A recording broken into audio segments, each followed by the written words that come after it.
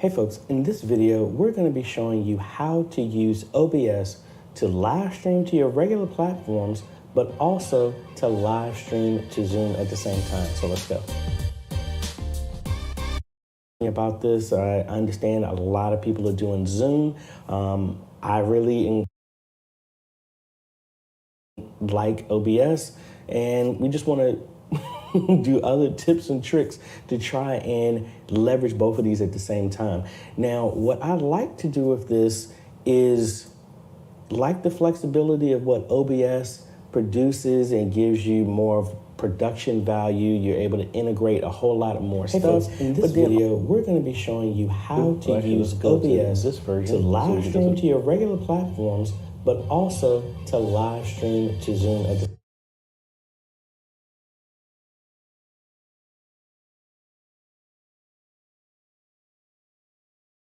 right version.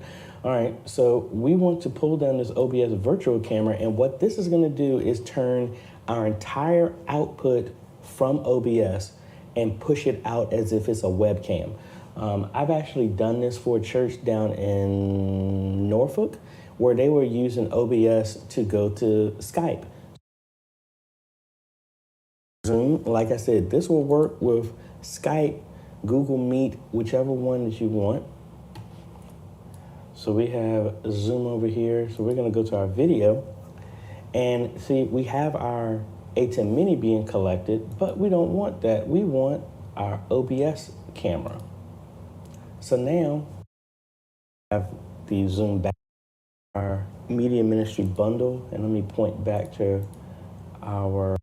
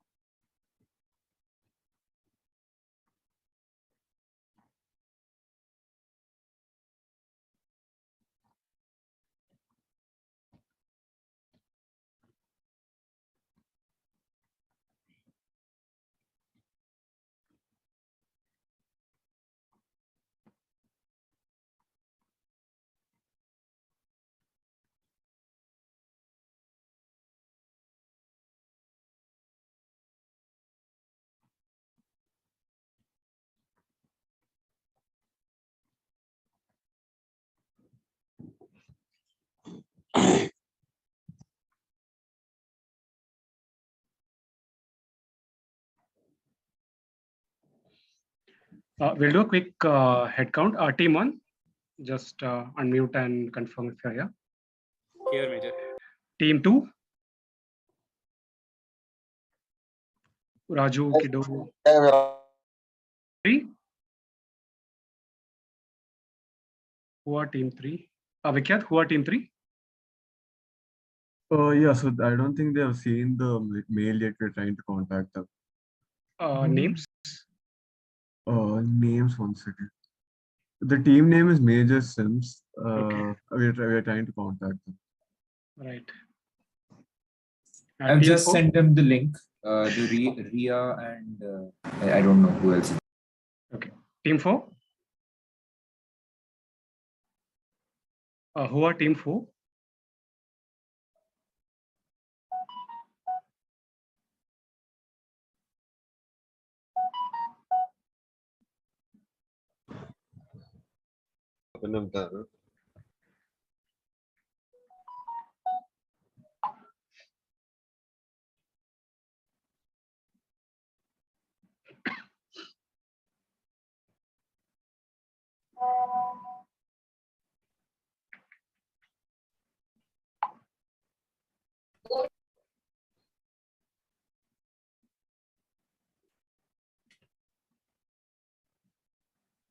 Vikyat, if you could confirm who Team 4 are?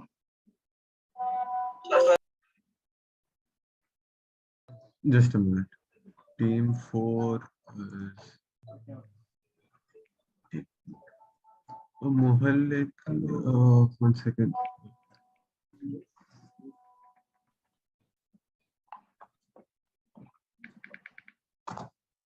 All right. So, Team 5, are you here? Yeah, we are here. Team 6.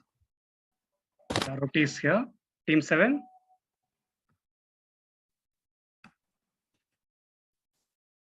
Team 7. Vikyat, just let me know who Team 7 are as well. Team 4 and Team 7. Team 8. Yeah, we are here. Team 9. They're on their way, Major. Okay. Team 10. Team 10 are also here. So just waiting for a couple of teams, and then as soon as they have, we'll start.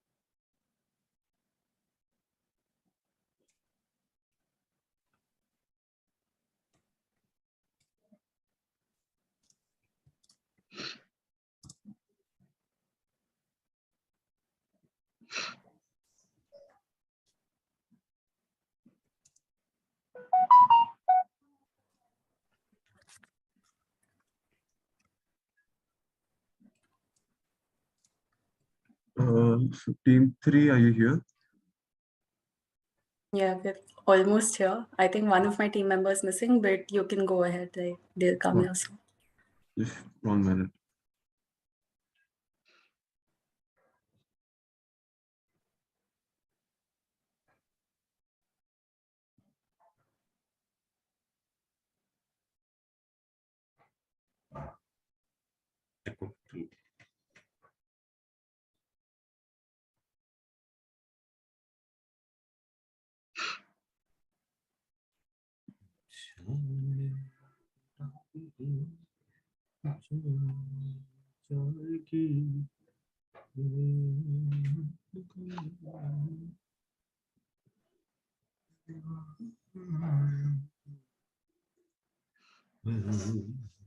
Arun, you're unmuted.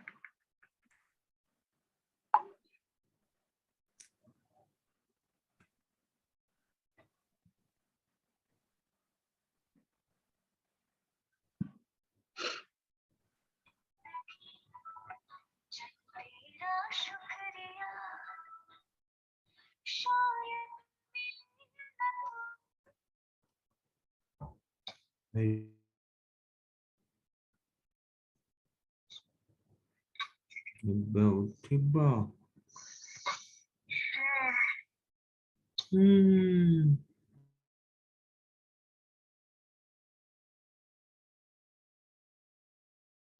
Kutu.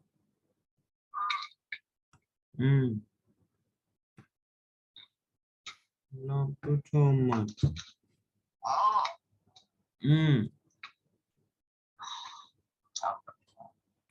Not too. Slowly. To.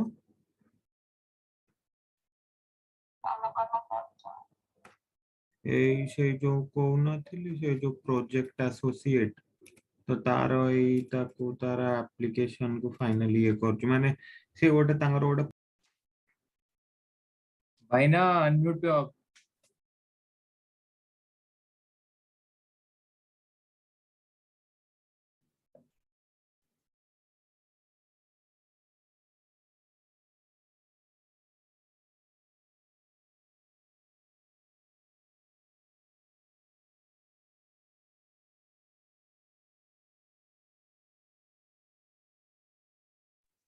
So just a final checking. Is team 1 here? Yeah. Okay. Team 2. Yeah, I think team 2 here, can see them. Okay. Team 3, are you here? Team 3 are here. Yeah. Team 4. Here. Yeah, we're here. Team 5. Some- Okay. Yes. Team 6. Yes. Team 6 is here. Team 6. Okay. Team 7 join. Team 8. Yeah, teammates here. Team 10. Yeah, we're here. All right. Okay. So, Uh, We can Team start. 9 is right? also here. Rajan Prabhu is here. It's one-man team. Team 9. Yeah, I'm solo. My teammates had Uh, traveled with Tirupati teams, so we're changing our name to Govinda. All right. So, sir, could you join the WhatsApp group link we sent you? There is no group, man. It's only him. Yeah, but we're using the group for getting the answers in the finals rounds. That's right. All right. I'm sorry. Where have you sent that WhatsApp link to? I'm really sorry. Send it to your registered email with the email you sent in the Google form link. Gotcha. Thank you. Yeah, once you join that, we can start this.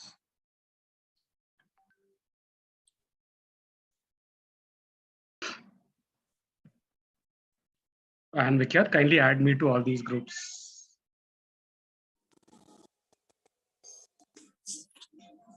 Vikyat, do we have to answer on the WhatsApp groups that the pounds answers? Yeah, that pounds will be taken there. Oh, okay, Mithil. And all team members, if you're admins on your respective WhatsApp groups, kindly add me to the groups so that we can get started. Major, I'm sending you the full link. Sure.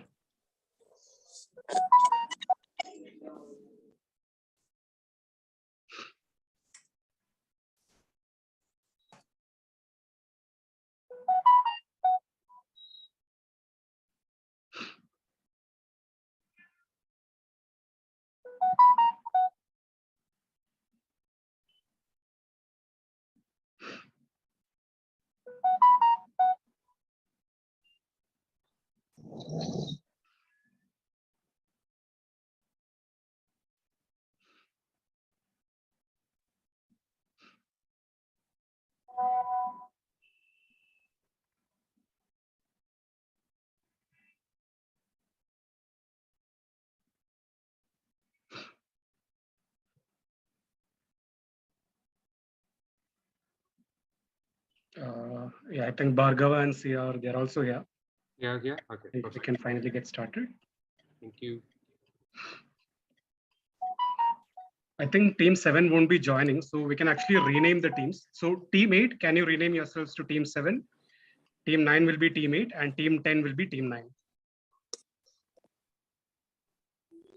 Applicable only to teams 8, 9 and 10. Kindly rename yourselves as 7, 8 and 9. Hello.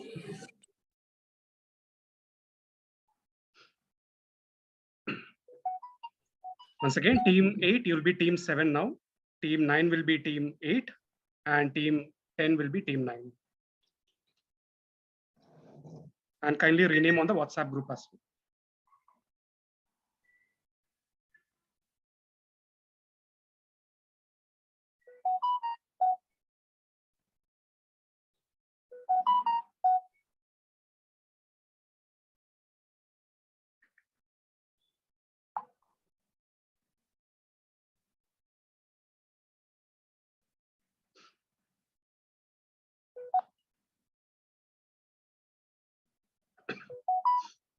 I just sent you the join link. Can you just join through that? Yeah, joined, yeah.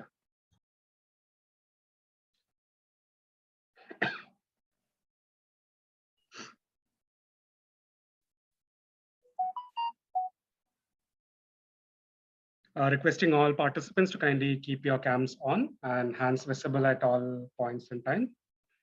Can get started with the quiz once this is done. All teams kindly keep track of your own scores. And Vikyat, who will be keeping scores from your end? Oh yeah, I'll be taking care of the scores. Sure. So start then.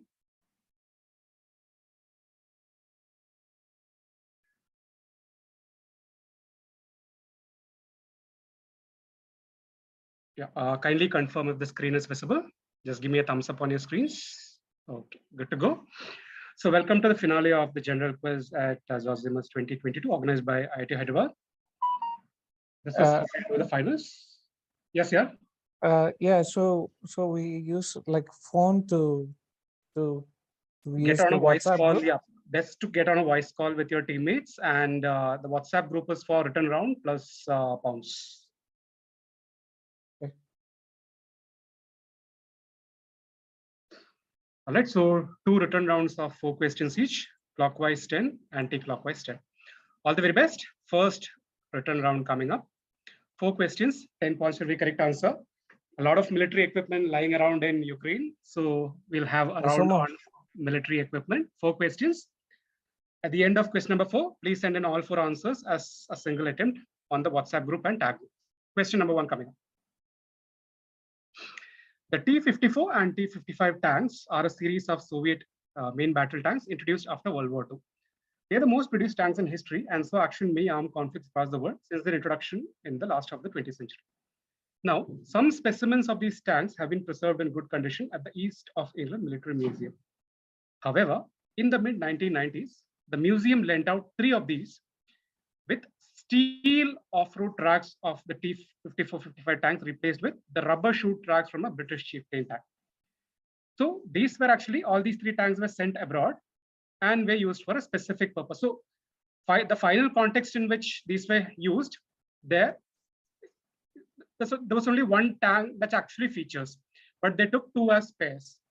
What exactly were these tanks used for?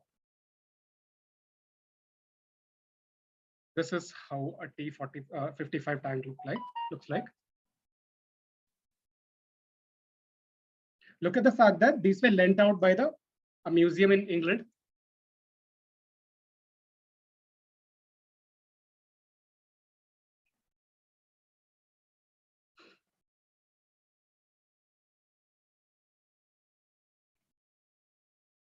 Need another hint? Just give me a thumbs up on your screens if you need more hints. No. Okay. Kiddo obviously will say no. Yes, please. Don't listen to. I'll just tell you, when I say abroad, it was sent, these tanks were sent roughly about 2,000 kilometers to the east.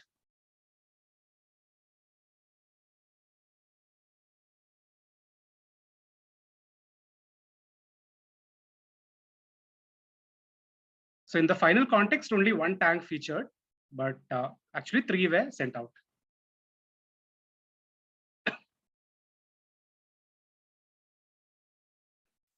They were sent roughly 2,000 kilometers to the east.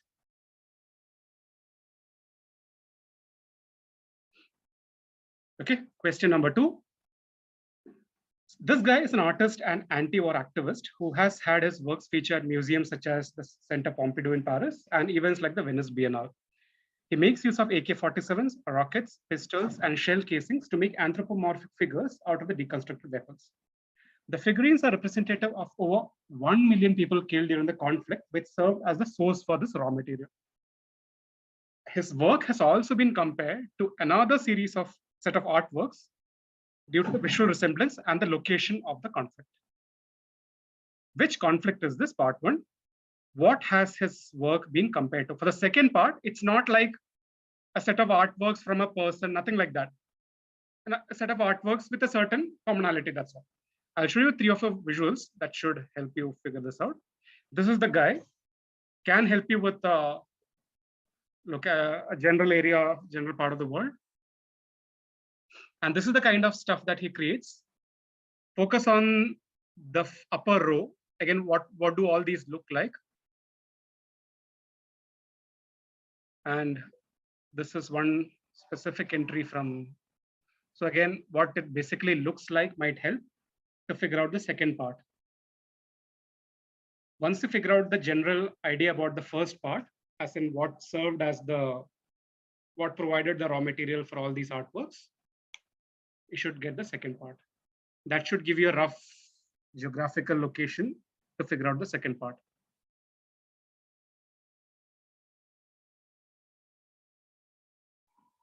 Major, could you say something? You said something about location to figure out the second part? Sorry. Yeah. So, for example, when I say another set of artworks, so the answer that I'm looking for is these are all artworks from Northeast India, like that.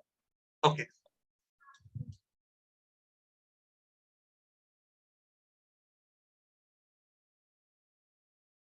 The look of the artworks should help.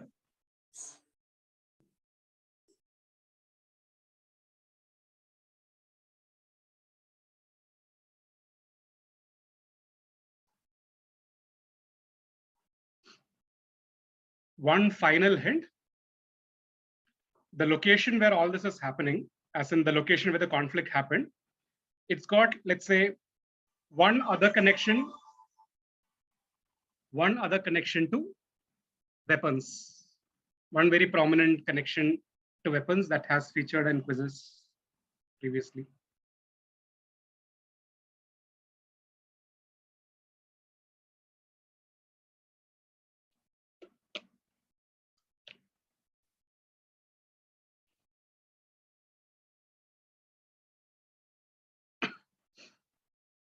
Major, can you hear me?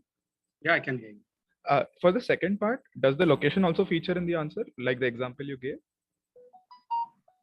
Not in the. You can frame an answer without the location being mentioned, if it helps. Okay, thanks.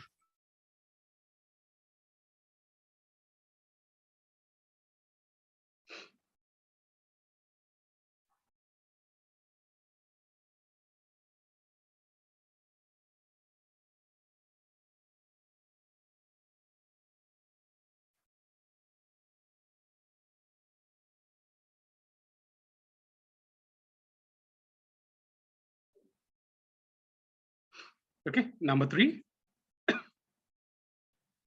The term chiton referred to a special type of equipment used by Japan during World War II. These were part of a wider functional group and came into being in recognition of the unfavorable progress of the war. I mean, with regards to Japanese. They were second only in terms of kills to much more famous members of the same group.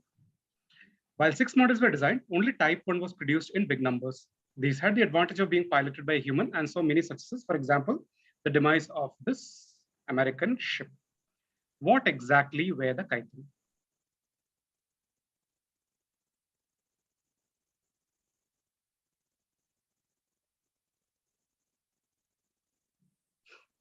They were second only in terms of kills to their much more famous counterparts, members of the same group, same broad functional group.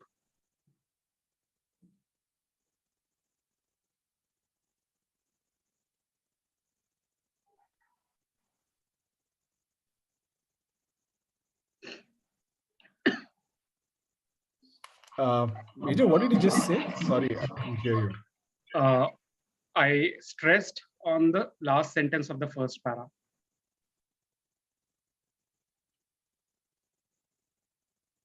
specific two-word answer would do, or you can explain it.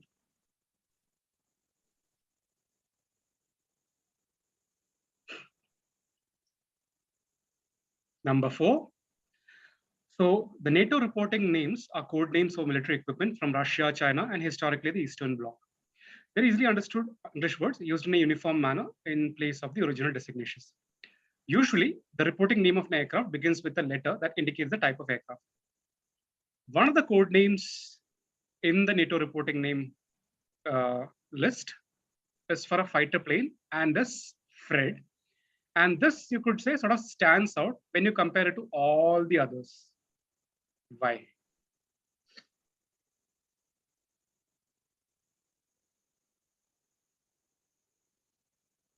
Out of all the NATO reporting code names for fighter planes, this one sort of stands out.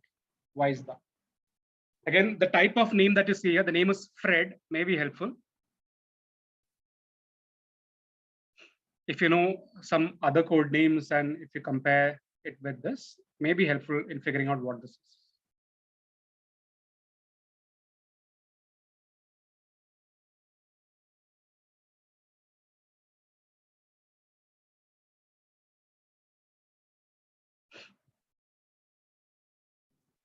Major, can we start? Major, can you repeat the last part? Focus on the name Fred, and if you know certain other code names for fighter planes, certain other NATO reporting names of fighter planes, you can actually sort of put 2 and 2 together and get to the answer. You can start sending in your answers now. We'll quickly run through all questions again. Kindly tag me once you're done with your attempts. So what specifically were these tanks used for?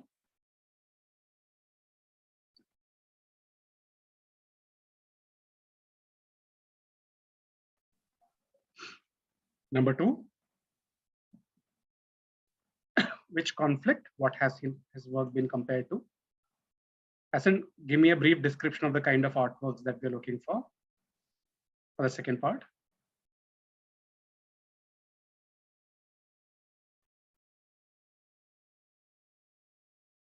Number 3, what exactly were the chiton?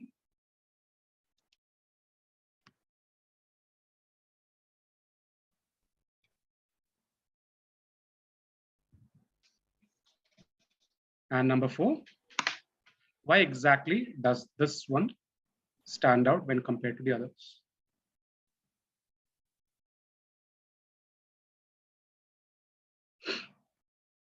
Okay, kindly send in your answers.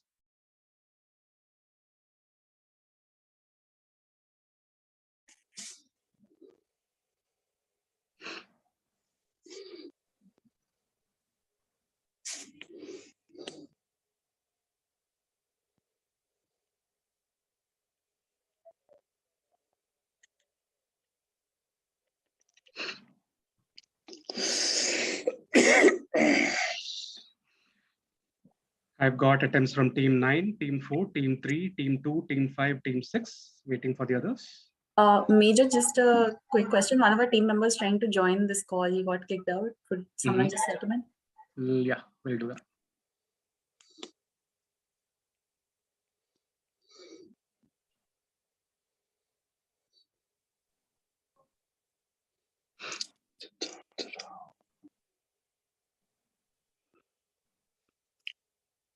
Last call for attempts.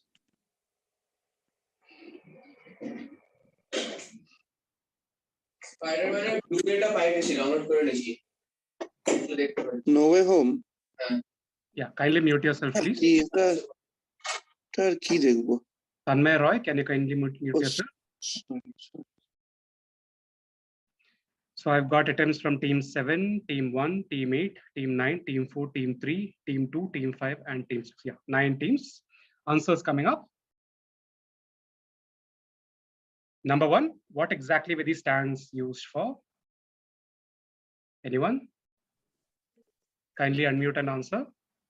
GoldenEye. Saving Private Ryan. Superb answer from whoever said GoldenEye.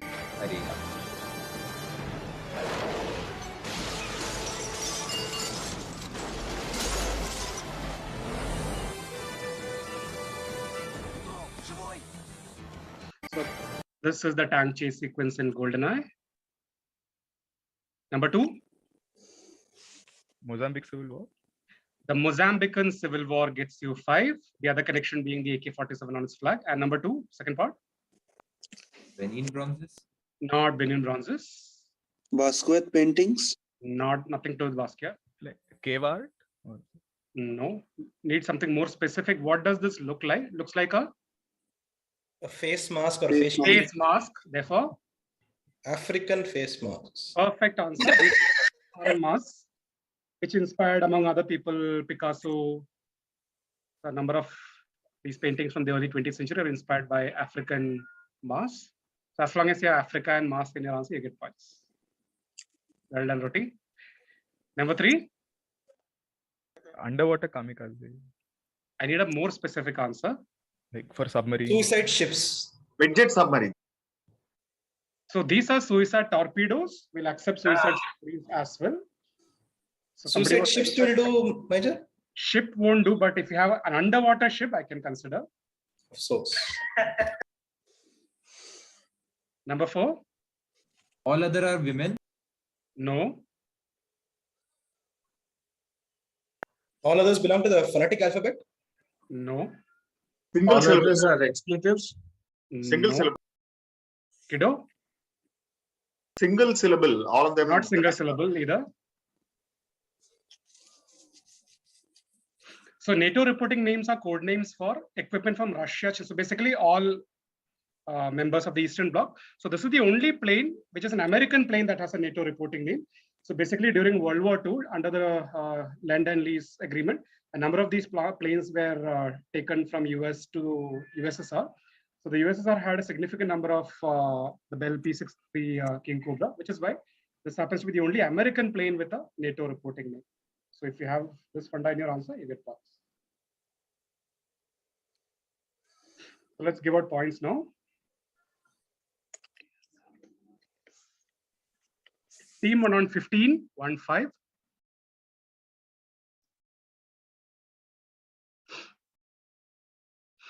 Team 2 on 30, 3-0.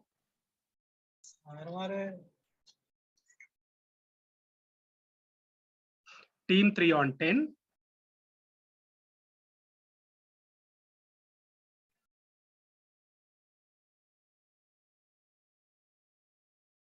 Team 4 on 20.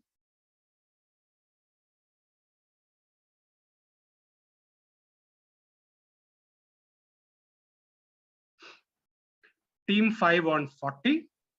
Good job, Team 5. Major, Team 4 should get 25. Right? Let me check. You're getting 10 for GoldenEye, 5 for Mozambican Civil War. And I'm giving you 5 points for, since you said kamikaze aircraft, but underwater. That doesn't really fit, but still for the concept, we'll give you 5 there.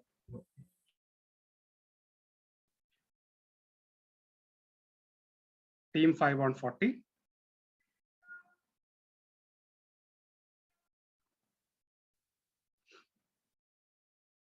Team 6 on 10.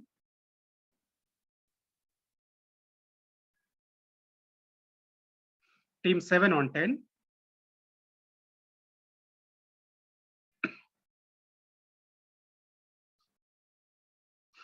Team 8 on 0.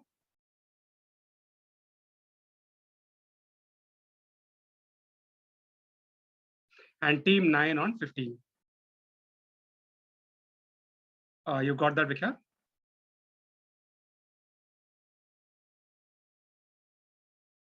Vikhya, if you could confirm. Team 6 and 7. Team 6 and 7, what's this? Let me repeat. Team 6 is on 10. Team 6 is on 10. Okay. Team 7. Team 7 is also on 10. All right. Could you just repeat all scores in the correct order once? Yeah, just a minute. So team 1 is on 15 points. Team 2 is on 30. Team 3 is on 10. Team 4 is on 20. Team 5 is on 40 points. Team 6 on 10. Team 7 on 10. Team 8 on 0. And Team 9 on 15. All right. Clockwise, 10 questions. On the pounds, it is +10, -5. On the bounce, it is +10. Pounds on the group and kindly tag me. So if it is team 1's question, nobody answers. Next question is to team number 2. So question 1 to team number 1. The ancient city Dash on the shores of the Sea of Galilee was the most important city on its western bank and the birthplace of a biblical figure. The name of the figure references the city. Recently, this figure has been reimagined in a different form. The halo of the figure was recolored to feature yellow and blue. The robe is colored green, with the figure now depicted to be holding a cylindrical object. Stickers featuring this image have fetched more than $500,000 towards a certain effort. The words "a certain" is missing there. Which figure? Part 1. What is the figure holding in the image? One that has also contributed to the name of this particular imagery.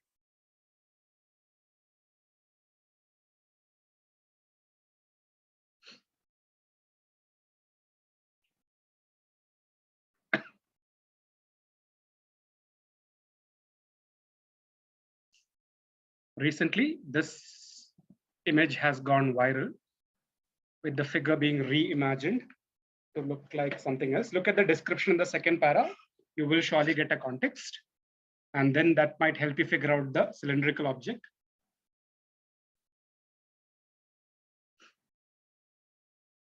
Need a very specific cylindrical object.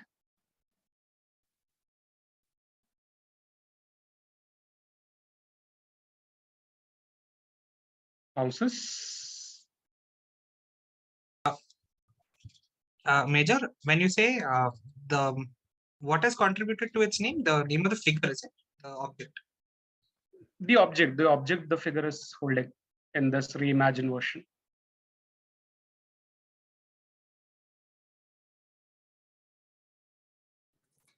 Major, just a clarification. So the birthplace of the biblical figure is not the same as the figure, right? I didn't get your question. So the biblical figure in the first paragraph is not the same as the figure. Both figures are the same. Let's say the figure is, let's say, Vishnu. So the Vishnu has been reimagined to look like this. Look like the description, the second para. The traditional depictions of Vishnu is in some form, but now Vishnu has been reimagined to look like this. Anyone pouncing? Okay, no pounces. Pounce is done. Team 1, you're direct.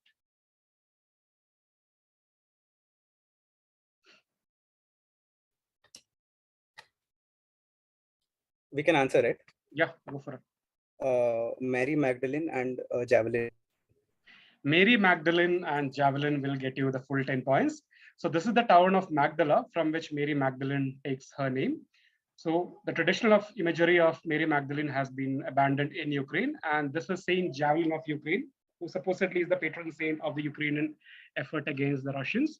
And she is depicted holding the Javelin missile anti-tank weapon in these stickers. Well done, team 1. You get your full 10. Question 2 to team number 2. The opening credits of this film features stark white letters and which are seemingly pasted together against a black background. This makes it resemble a ransom note and is aimed to illustrate typographically the madness of its protagonist. Which film is this? Part 1. What specifically was the inspiration for this credit design?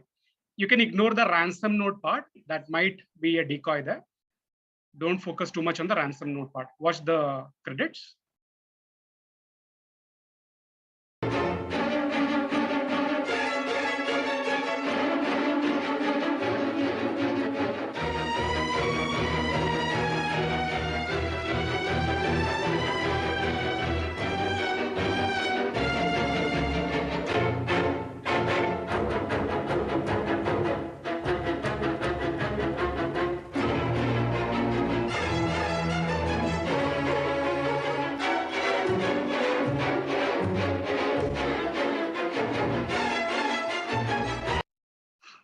The very beginning of the video might help you with the second part as well. The inspiration for this particular credit design, focus on the very beginning, might be helpful. Yeah, team 9 is Can you play again? Yeah.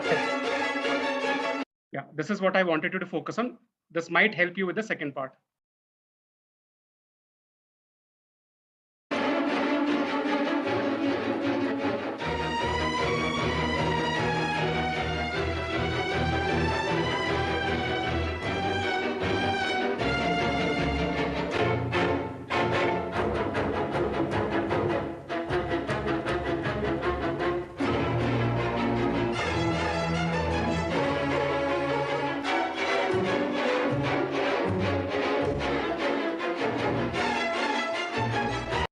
Again, don't focus too much on the horizontal aspect of this.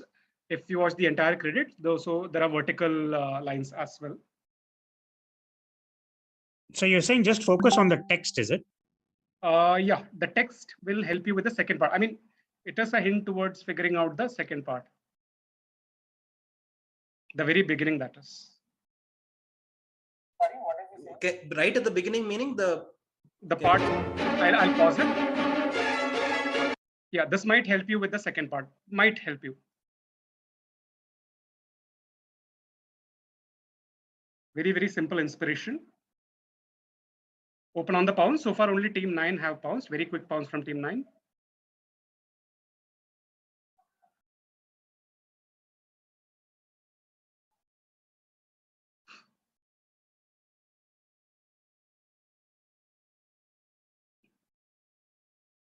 Last call.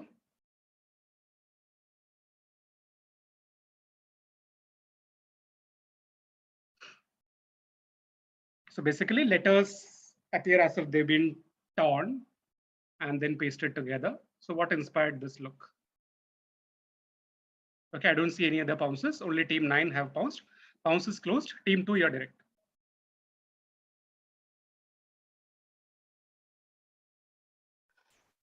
Should we go for it, Major? Yeah, Ramki. So we are saying the film is Psycho. Mm-hmm. And the inspiration for the design could be the signage of the motel, as in Bates, the way Bates Motel signage appears in the movie. Okay, the way the signage of Bates Motel appears in the film. Passes to team 3. Hey, so Major, we're going to say that the film is Taxi Driver, and for the design, we say it's crosswalks or zebra crossings, basically. Okay, Taxi Driver and zebra crossings. Team 4. Cross word हो सकता है वैसे क्या कहते हो but anyways 1 second. First part we'll say psycho, and the second part typewriter. Like typewriter. Team 5.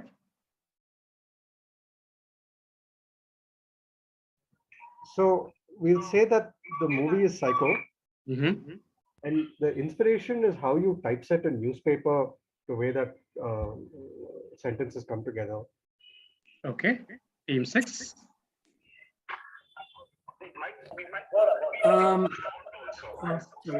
Major, so we'll say Psycho is a film.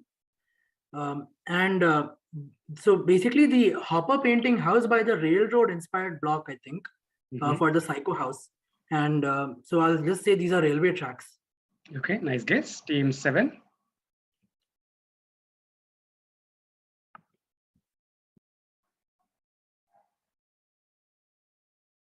Sorry, Major. Yeah, we will go with the movie being North by Northwest and the inspiration like the Shredder paper coming out. Okay, teammate. So we're saying the movie Psycho. The inspiration is the split personality. So you'll see that all the title sequences are coming in with like 2 different parts coming together and splitting. Which nice guess, but no. Team 9. Team 9 bounced. Team 1.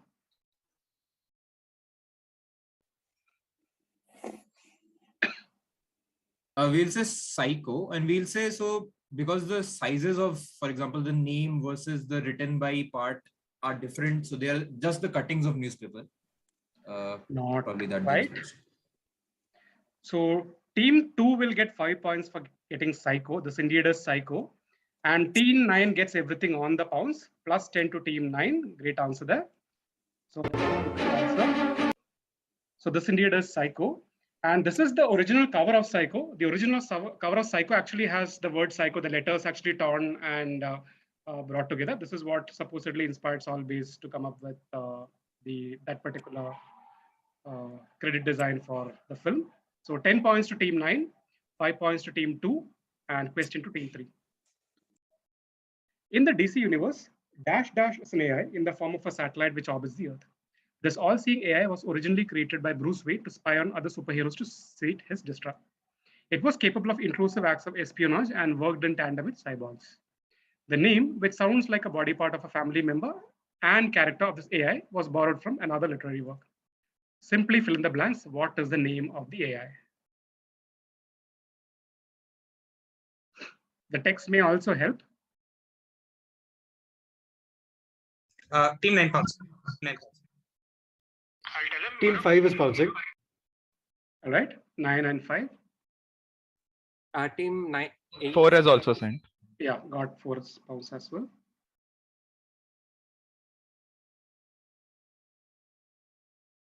Teams 4, 5, Team and 9 1. are pounds. Team 1 is sponsored. Okay. Major, is this team 3's direct? Yeah, this will be your direct. Thank you. Last call.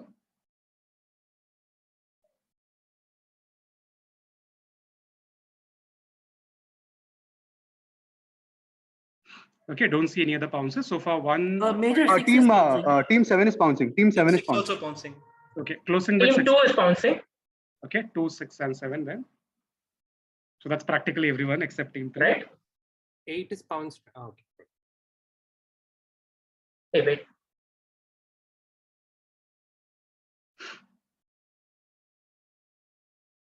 Yeah, team 2, only you guys left. If you're bouncing, this is the time. Teams 2 and 3 are remain.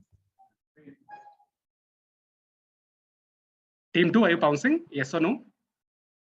Yes, Major. Yeah.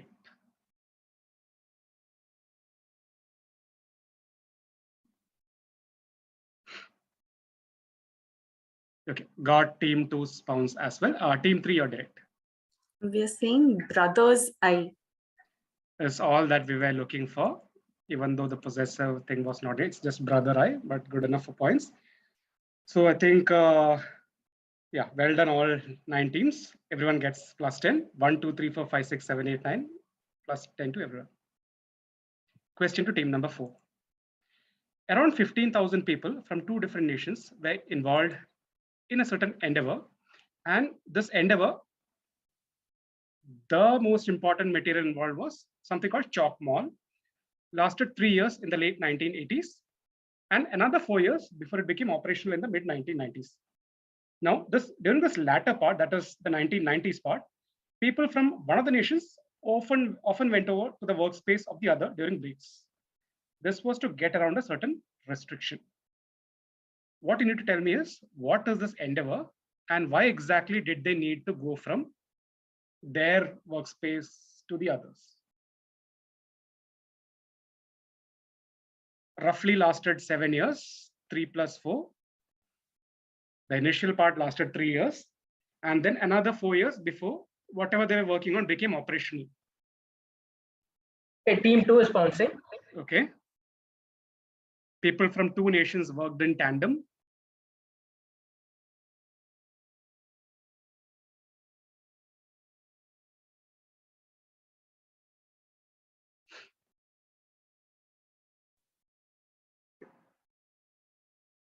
Okay, bouncing. So team 7 is bouncing. Mm-hmm. Team 9 pounds. Team 8. Last call. 2, 7, and 8 so far. We're going, team 8 is going also. Yeah, so I'll close with 2, 7, and 8. If no one else Major 6 is also bouncing. Okay.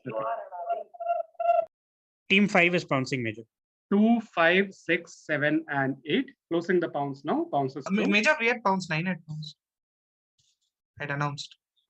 Haven't received your pounds yet. Oh, yeah, we're bouncing. When you announce, kindly type it out immediately. 9.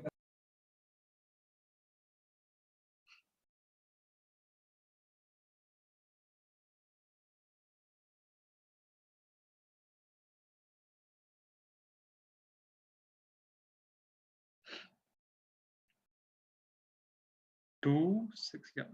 Okay, got all bounces. Bounces now done. Question is for team 4. We'll say the endeavor is channel tunnel, and they went to the other side maybe because public smoking was prohibited in one place, so they wanted to have a smoke. As simple as that. This is the construction of the channel tunnel. So basically, the British workers were not allowed to smoke in their half of the tunnel. So once the tunnel was actually completed, while the entire thing actually came up, the railway line, everything, they would actually walk over to the French side to light up. 10 points there to team number 4.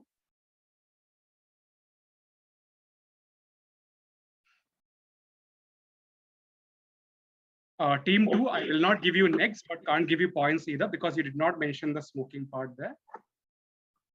No next to Team 2.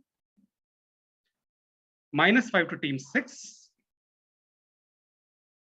+10 to Team 5. -5 to Team 9. No next to Team 8. No next to Team 7. I had specifically mentioned I needed the purpose as well, why they would go to the other side. So So question could you now, repeat the scores for this round alone? yeah, Team 5 gets 10. Team 4 gets 10. Team 6 gets a -5. Team 9 gets a -5. No changes for any of the other teams. And Okay. question direct to team number 5 now. This low-calorie sweetener is commonly used as a medication to decrease pressure in the eyes, as in glaucoma, and to lower increased intracranial pressure. It works as an osmotic diuretic, which pulls fluid from the areas where it is built up. Now, its role as a source of nutrition in patients with diabetes and or sugar intolerance also provided the name that we know it by. So this name was arrived at after its physical resemblance to the description of something, and this something was available for a similar purpose, that is nutrition, for roughly 40 years. And the general appearance when this thing was available 40 years was fine, flaky, and the exact description was like frost on the ground. So what is the name of this medication? Or you can tell me what is it named after. So this is how it looks like, used as a source of nutrition in people with sugar intolerance. And the same thing it can be mixed with liquid and can be pumped into the veins to reduce any fluid buildup anywhere in the human body. So what is the name of the medicine, or what is it named after? Major, I'm getting a call. Can I just attend that? Sorry. Yeah, please do. Something that was available for the same purpose, that is nutrition, for roughly 40 years. And in that context, the description was fine, flaky, like frost on the ground. So people really did not have a source of nutrition for roughly 40 years. A certain group did not have nutrition, any source of nutrition for roughly 40 years. So this is what that sort of sustained them. Team 2 sponsoring measure. Okay.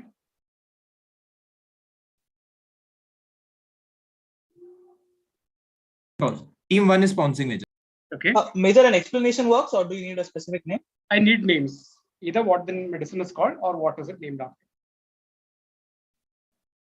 Last call. So far, only team 1 and 2 have announced. Team 1 pounds. Closing the pounds if no one else is going for it. Okay, closing the pounds now. Taking pounds only from 1 and 2. One hasn't pounced yet. Yeah, I'm checking. Don't worry. Okay, got team 1's pounds as well. So team 5, this is your direct. This is named after manna, which is what the Israelites subsisted on in the desert when they wandered for 40 years. Perfect answer. So this is a drug called mannitol. Mannitol in crystallized form actually looks like manna, which is why the people who came up with it thought, okay, why not name it after it? Because it serves a similar purpose. Well done, team 5. +10 to team 5. And on the pounds, both teams 1 and 2 get +10. So 1, 2, and 5 all get +10 on this. Question now to team number 6. John Charles Fremont, or he was known by this mononymous name Fremont, was a 19th century explorer who explored the Western US. He was a military officer and also a politician. A senator from California, he became very wealthy in the 1840s thanks to the gold rush, and also achieved a certain first. And if it helps, that first is a political first in 1856. A replica of something which accompanied Fremont during his journeys is today the heaviest and most expensive trophy in college football in the US. It is awarded to the winner of the Battle for Nevada, that is a game played annually between the University of Nevada in Reno and the University of Nevada in Las Vegas. What is this first that is associated with John Charles Fremont? What is the trophy designed to look like?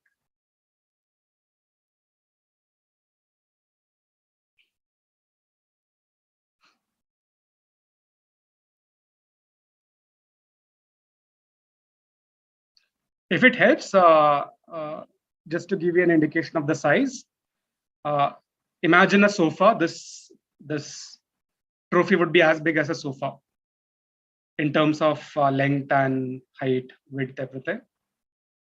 Big enough and very, very heavy.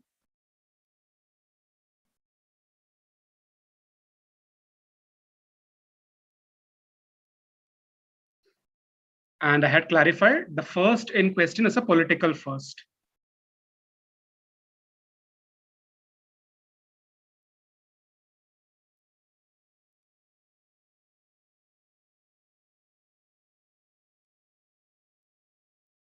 Open on the pounds.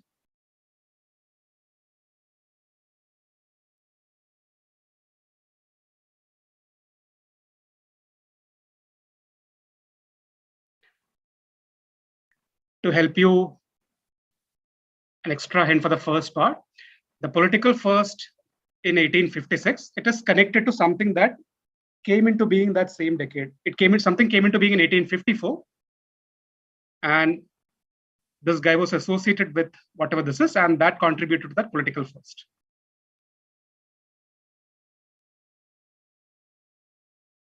Anyone pouncing now? Okay. Don't see any pounces. So Four closing is the pounds. pouncing. Okay. Taking team 4's pounds then.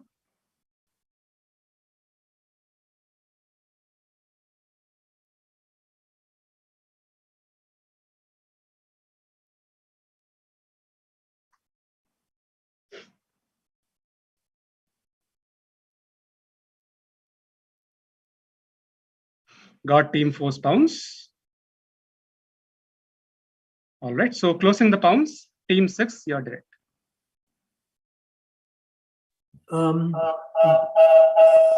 Yeah, sorry. So Major, we'll say he was the first governor of Alaska, and the trophy is designed to look like a mule, which he would have used to carry all the gold he was retrieving. Was governor of Alaska and looks like a mule, team 7. So we are going with Abe. Okay, so the object we are seeing, it looked like a pickaxe for the gold rush part, and the first part we will go with the governor of Alaska. Team 8. First governor of Alaska. Okay, team 8. See, the trophy is designed to look like an elephant, and that was because I think he was a first Republican senator from Nevada, from the West Coast. First Republican senator from Nevada or the West, and second part is elephant, team 9.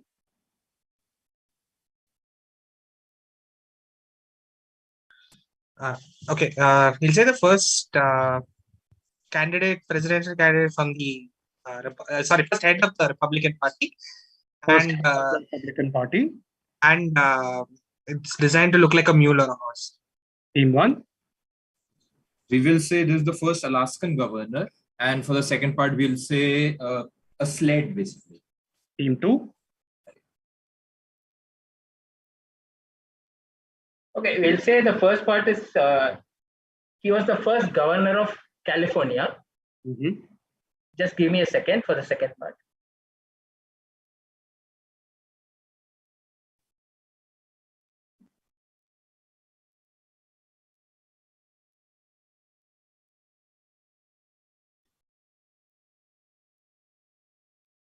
Fine. No, we'll say the second part is it was a piano that he carried around.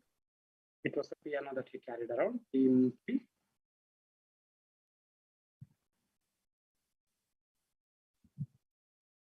Team 3 is director. Yeah.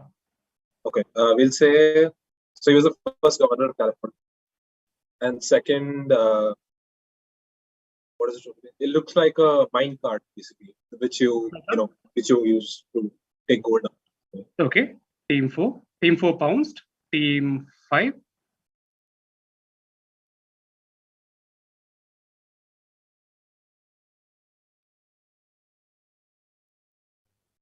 We'll say the first is he was the first Democratic candidate to stand for president, and the trophy was designed to look like a cannon.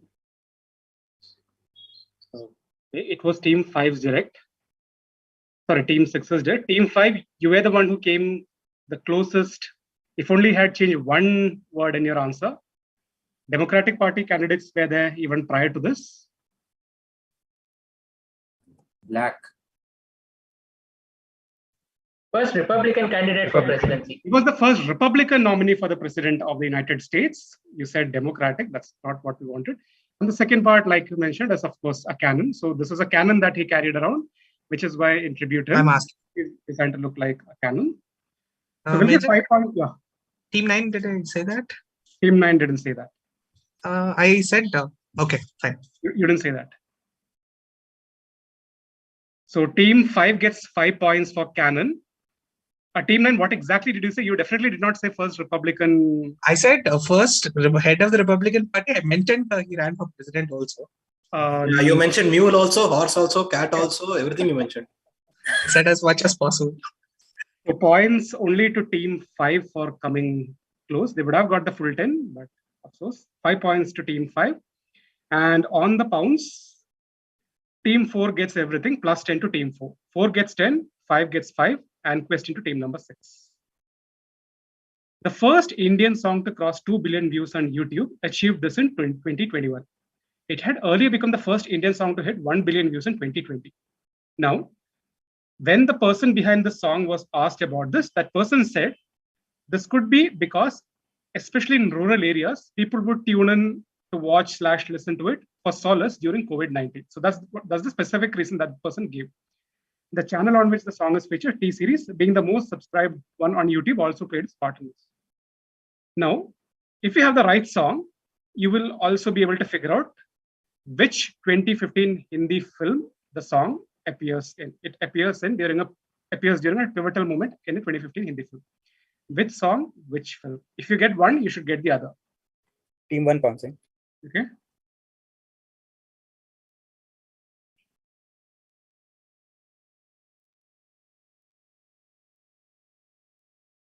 Look at the fact that people, especially in rural areas, would tune in large numbers to watch / listen to it for solace during COVID-19. So that supposedly was the explanation given by this person. And the fact that the channel is T-Series might actually help you with the person, and that might actually lead you to the song also.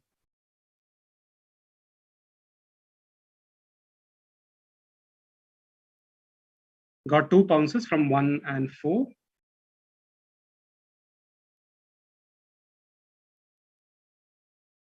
Team 3 is also bouncing. Okay.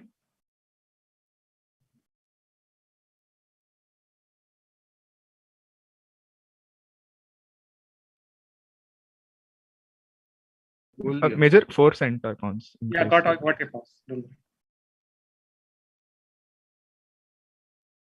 Got team 3's pounds.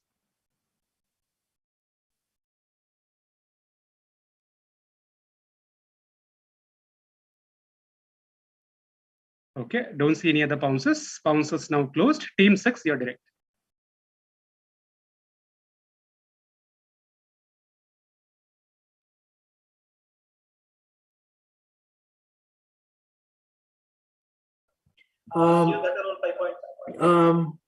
Major will say the film is Dangal. Mm-hmm. And which song? I don't know. Pass. No, nothing on the song. Team 7. We'll go with the Hanuman Chalisa. Okay. And Bajrangi Bhaijaan. We don't know which scene, but That will get you the full 10 points. This is Hanuman Chalisa. People would tune in great numbers. It's a devotional song. So for solace, to pray, they would tune in. Sung by Hariharan and Gulshan Kumar in the video. And since this is Hanuman,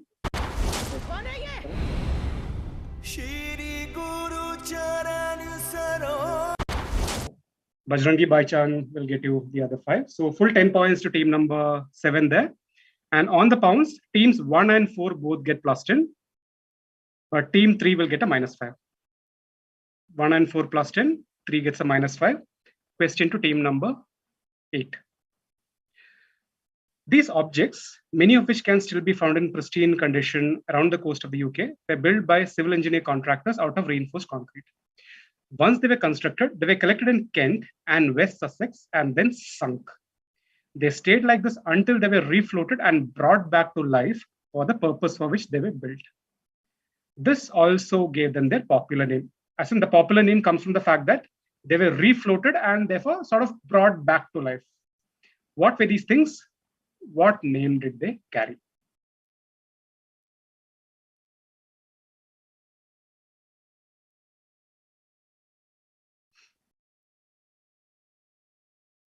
Once constructed, these were deliberately sunk and then refloated after a while for the purpose for which they were built. Since they were sort of brought back to life, they were given a very apt name.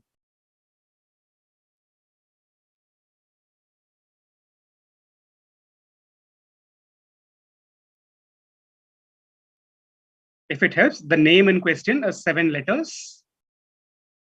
Team 2 bouncing. Team 2 is bouncing. Okay.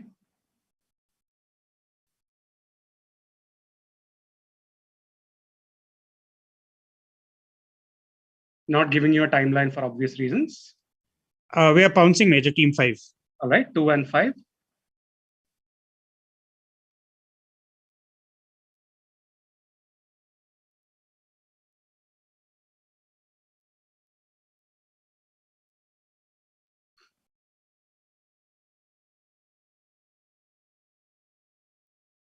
Team 4 is sponsoring. Team 1 is sponsoring. Okay.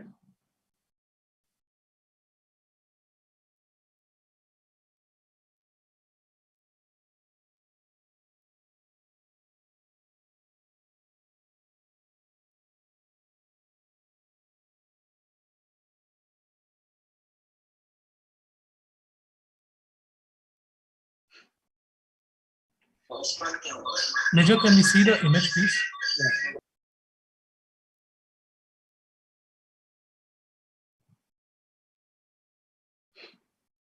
So it's as if these things got another life.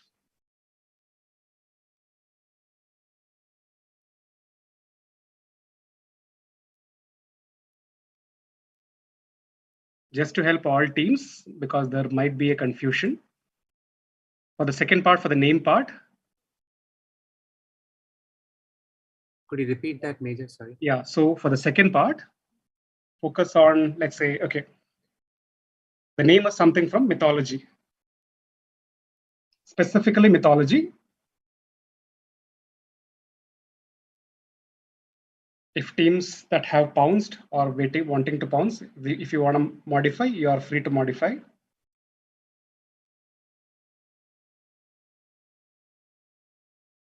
It's specifically mythology and not any other field.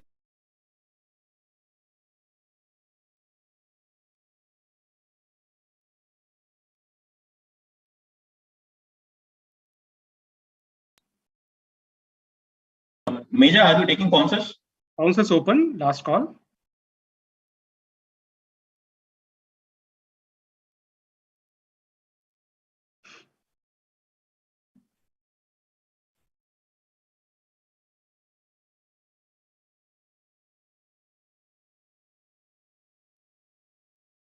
Okay, closing the pounce if no one else is pouncing. So far, I've got 3 pounces.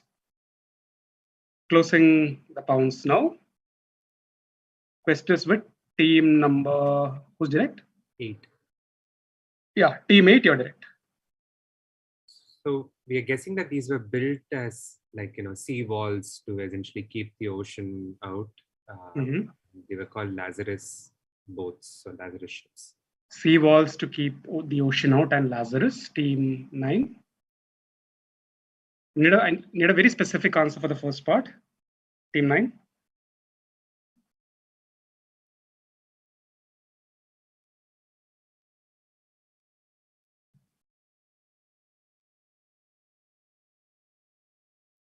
Okay, so we'll say this is to stop German ships from entering the UK, bombing UK, and and U-boats also, and Lazarus.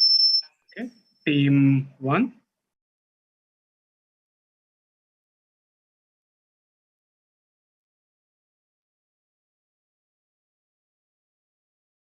Sorry, team 1 pounced, team 2 pounced, team 3.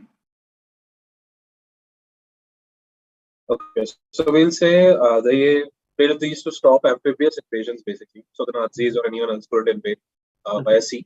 And second part, we'll say Lazarus. Team 4 pounced, team 5 pounced, team 6.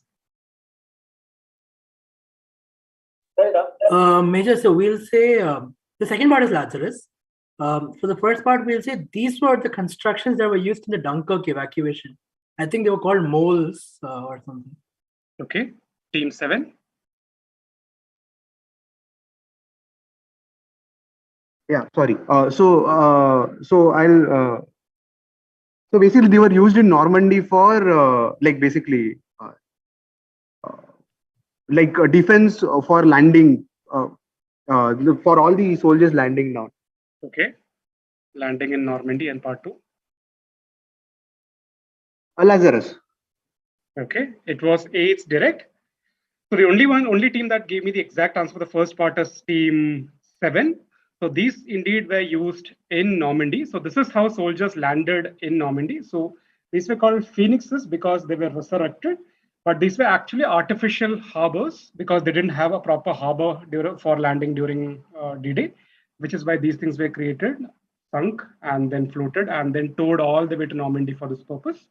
So 5 points to team 7 for getting the first part. Nobody got the second part, which is like with the confusion between Lazarus. Lazarus would be more religion and not myth, which is why I was specifically focused on myth. But on the pounds, team 4 gets a -5. Team 5 will get a -5. The only team to get +10 is team 2. Team 2 gets a +10. And question now to team number 8. The term dash comes from an expression that meant it was possible for any soldier to become a general. The expression referred to any soldier potentially possessing a certain item which sort of marked a general status. This term was the original name for an upcoming film starring an actor with a Best Actor Oscar win from recent times. What is this term? What is the film about? So basically, I'll tell you the expression with the keyword missing. So the expression was a general staff, as in the staff that he carries to indicate his general status. A general staff can be found in a soldier's dash. That is the exact expression. That blank was the original title for an upcoming film, which they recently sort of changed. The exact title undecided, but there is a proposed title, and that proposed title is what the film is all about. So what is the film about? Film stars an actor with a Best Actor Oscar win from recent times.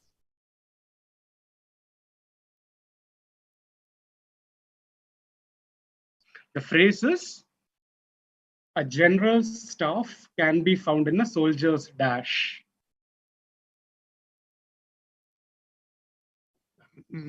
Major Varun is pounced, team 5. Okay.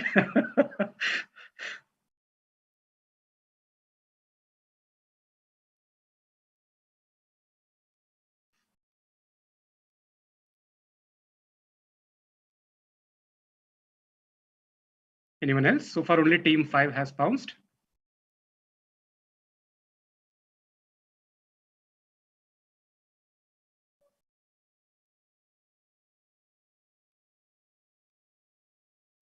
Okay, I don't see any other pounces. And nobody verbally indicating this as well. Closing the pounds, question is with team number 9. Major, it's ours or teammates? Oh, sorry, teammates direct. My bad. So you want teammate to answer now? Yeah. So we're gonna guess patch as the term from the expression. Okay, the term patch. And the film is about like a mouse which becomes a general. Okay, team 9.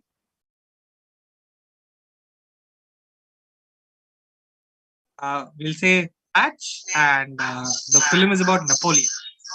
Okay, patch and Napoleon. Team 1.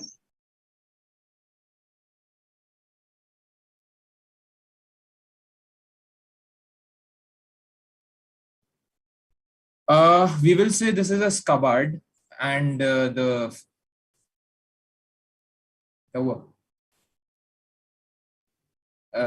some issue. Okay, scabbard and the Napoleon film, Joaquin Phoenix. Team 2.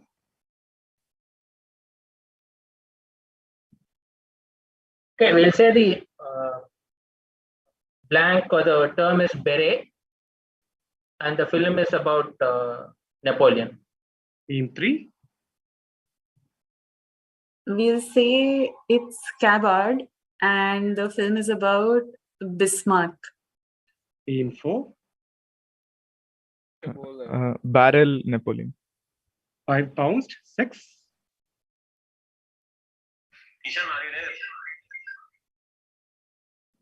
The movie about Napoleon. The term is an eagle. Team 7. Hello. Yeah. So the thing is brevet, BREVET. That's what. Nikhil, you go on, na? Brevet is the first one. The second one is Napoleon. Okay. And it was Team 8's direct. All teams done. So Team 9, you'll get 5 points for mentioning Napoleon. This indeed is the Napoleon film starring Joaquin Phoenix. But Team 5 pounced and got everything correct on the pounce. So this is the term, the phrase is, there is a general staff hidden in every soldier's kit bag. The film was originally termed Kit Bag, and from which the title has been not confirmed, but the proposed title is Napoleon itself. So 10 points to Team 5, 5 points to Team 9, and question to Team 1. Last question in the clockwise round. Vikyat, if you could keep the scores ready after this question. So the Lakota are a Native American tribe who occupy lands in the states of North and South Dakota. They're known for a particular type of art, and the early stage of production of the artworks involve the Lakota women walking around a lot with a blanket. Why exactly do they do this? What is the utility of doing this? There are 2 or 3 visuals that follow, very helpful visuals with regards to the kind of artworks that they make.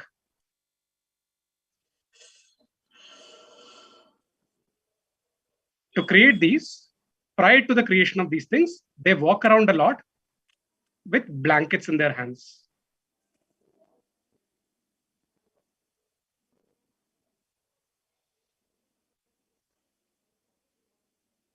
And there is one more visual. Let me see. Yeah. I think all visuals should be helpful. Again, take a good close look at these artworks. Team 5 is bouncing. Mm-hmm. I think the third visual is the best one.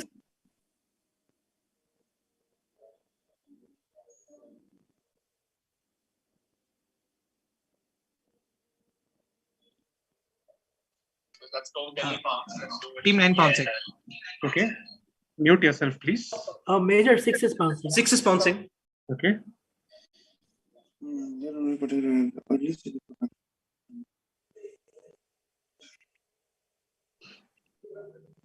Tanmay, you're on unmute.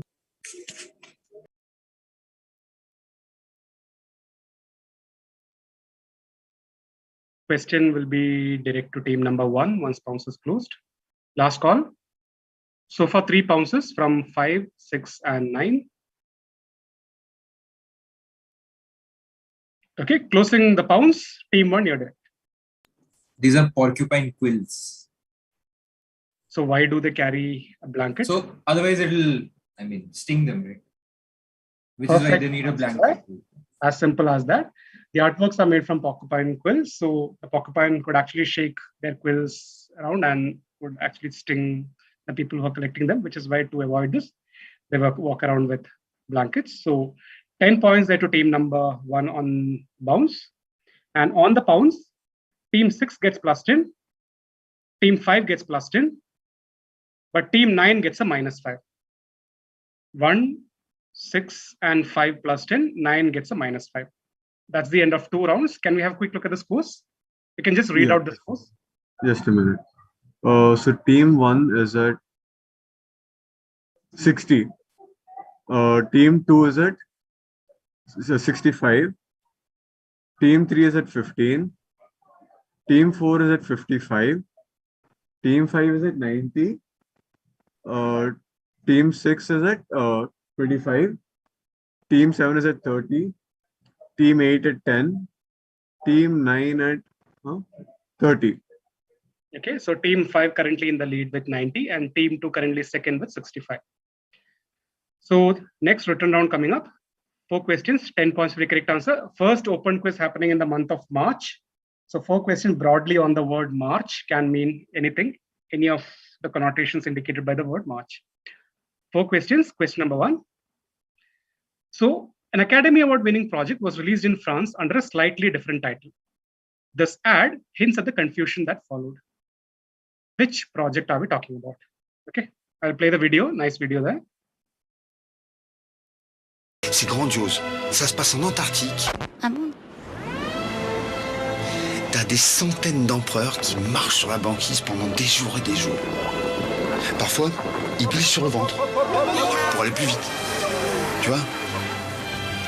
À un moment, il y en a un qui se fait dévorer par un phoque. C'est horrible. Mais t'as aussi des passages hyper émouvants, comme quand il se passe les œufs.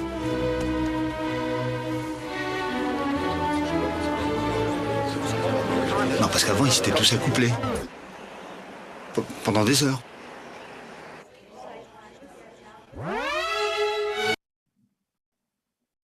Which project are we talking about? I can play it again.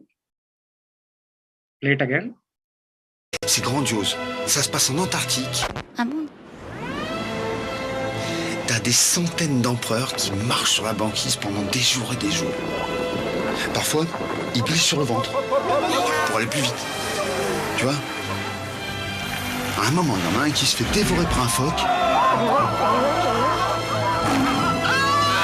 C'est horrible.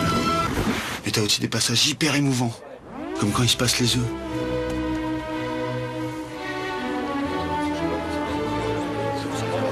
Non, parce qu'avant, ils s'étaient tous accouplés. Pendant des heures.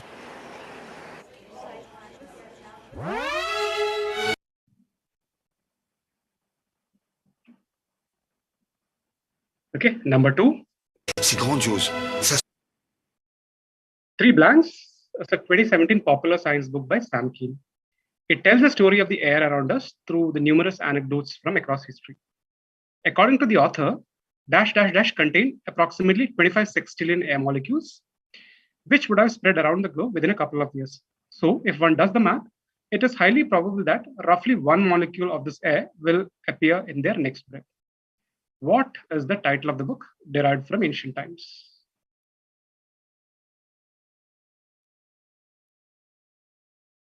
The first blank, if it helps, is a proper noun. And of course, keep the theme of the round in mind.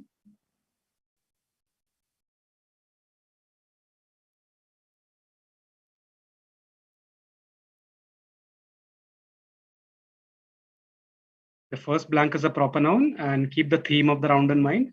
And that should give you the title of the book if you haven't figured it out already.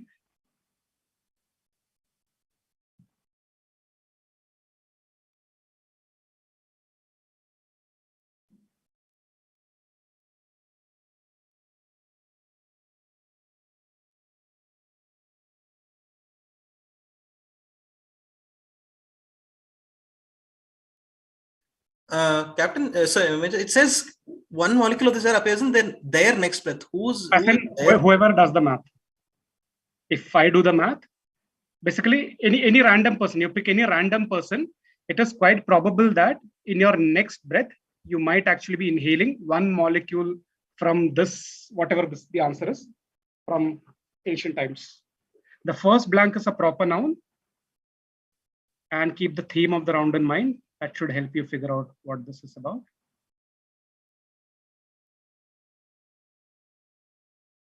Number 3. In November 2016, Indian media reported the death of an ex-NASA scientist named Kanu Ramdas.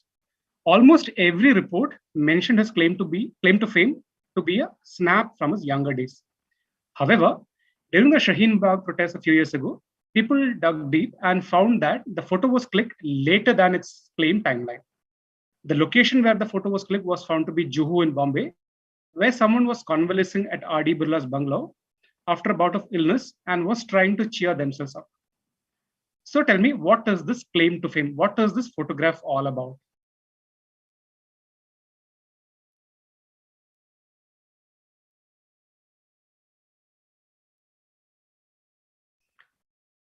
So all the obituaries mentioned that, okay, this is a photo.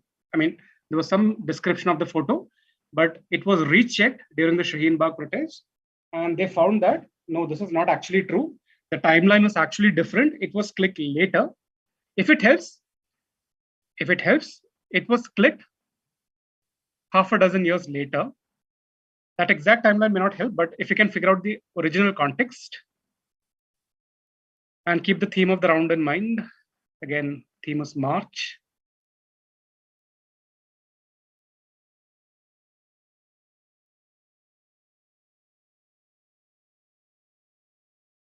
So you want Ramdas's like claim to fame, is it? Correct. Excellent. Describe that photograph. What is this photo all about? And if it helps, the March connect here is to the original thing, as in not the corrected thing. Whatever it was thought to be all about, that is where the March connect fits in.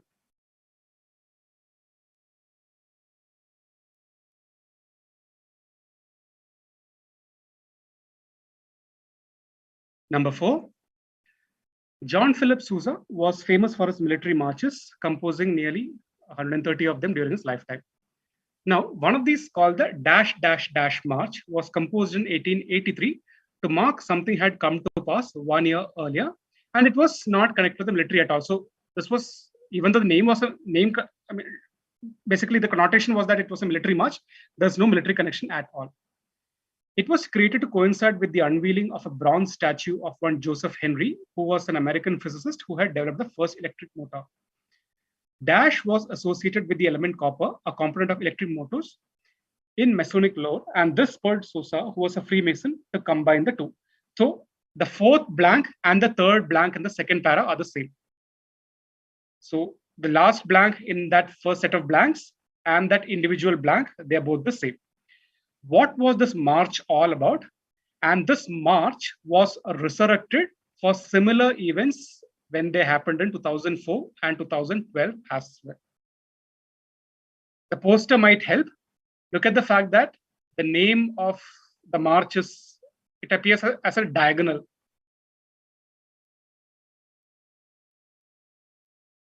The name was printed in this form.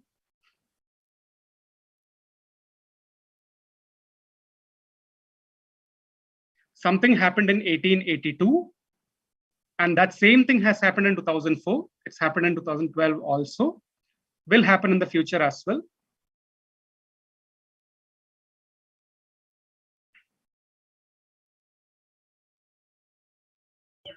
Major, do you want the exact blank? I want the exact blank.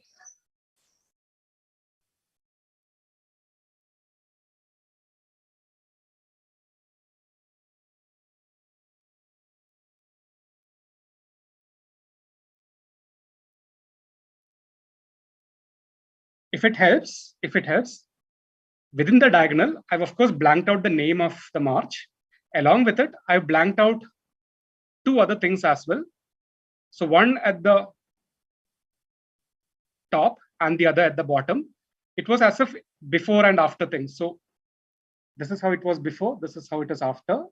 And in between these two images, the name of the march was printed.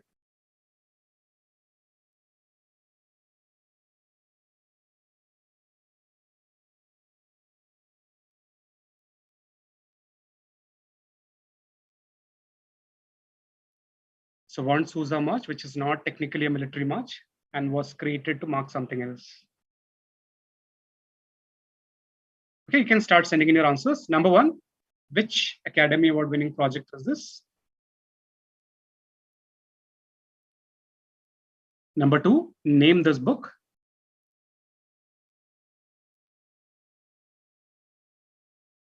Number 3, describe the photograph.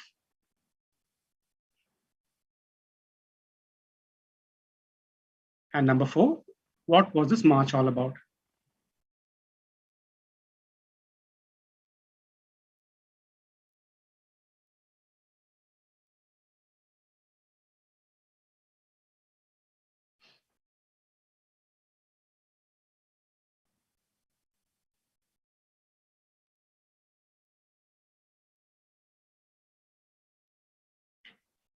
Got answers from team 4, team 3, team 5, team 2, team 1, team 8.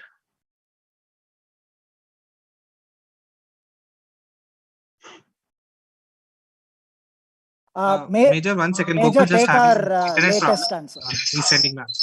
Okay.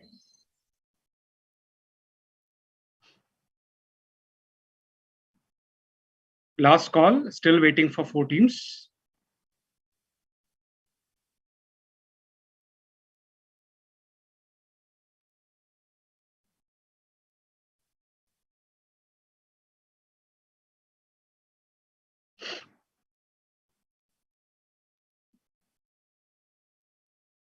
Waiting for 6 and 9. All of the teams have sent it in.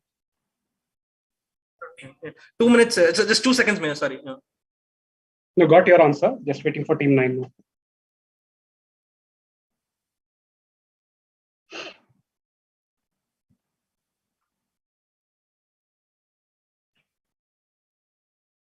Yeah, got team 9 as well. Going to the answers now. Number 1, which project? Any of you kindly unmute and answer. March of the Penguins. March of the Penguins. C'est grandiose. March of the Penguins, which was released as March of the Emperors in France, which is why this confusion happened. Number 2. Caesar's Last Breath. Caesar's Last Breath, Ides of March. 3. Anyone? Gandhi Dandi March. Yeah, but what is the photo all about? Kid pulling at his staff in some photo. Perfect answer. So this is that famous photograph of kid pulling Gandhi's staffs. The theory is that it was taken at Dandi after the Dandi March was over, but no, it was taken much later in 1937 in Juhu when Gandhi was convalescing. So Major, and number are we 4, expecting for the answer? Transit of Venus. Transit of Venus March. This is the transit of Venus. Indeed. So points now. Team 1 on 0. Team 2 on 40.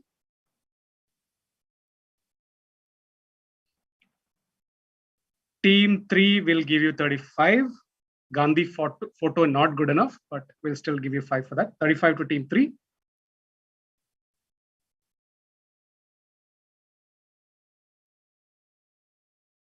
Team 4 40. Team 5 40.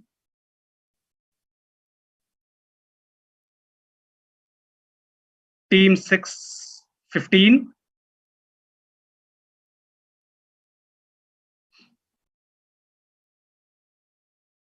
Team 7 20.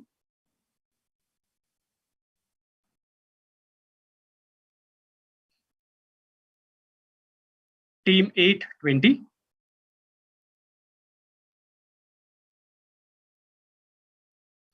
So Team what 9 expect 15. for the Gandhi photo one? Yeah, sorry, it should be on 25 then. Yeah. Team 8 is on 25 and team 9 on 15. Major, for the Gandhi question, what was the exact thing you were looking for? The kid pulling Gandhi's staff. That description. Major, we've written Gandhi photo and Dandi March 5 points. So that I should not actually be giving points to any of you, but I will give you points as well. Okay. One also gets 5. So could you repeat team 2 But you score? specifically said Gandhi. Team 7 gets that for the Dandi March, or did you consider that, or different photo, but I will still give it.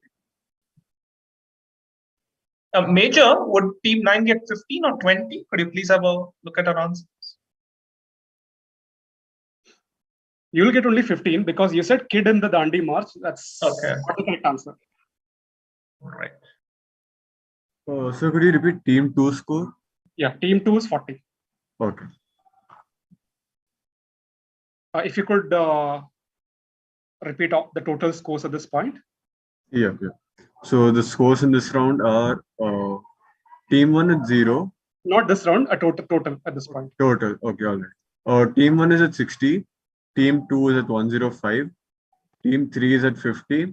Team 4 at 95. Team 5 at 130. Team 6 at 40. Team 7 at 50. Team 8 at 35 and team 9 at 45. right? Anti-clockwise, same rules, and starting with team number 9.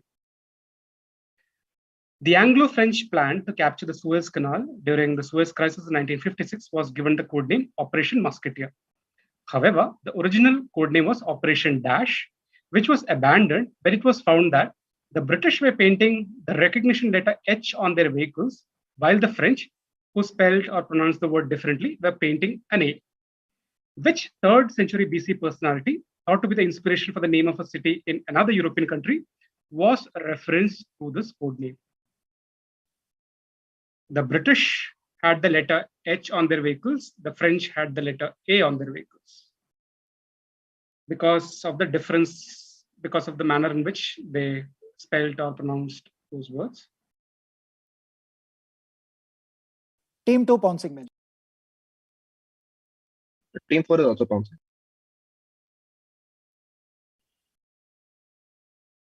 Team 5 is pouncing.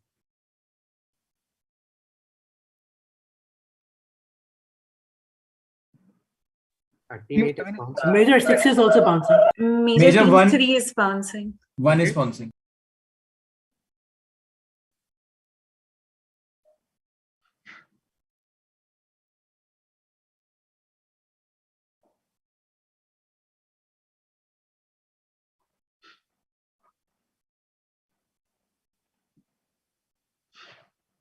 So far, teams, almost everyone has pounced. And this should be an interesting one when I give out points.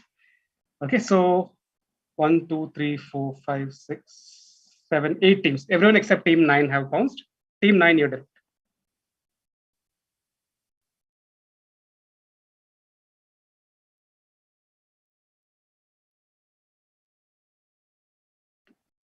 Team 9.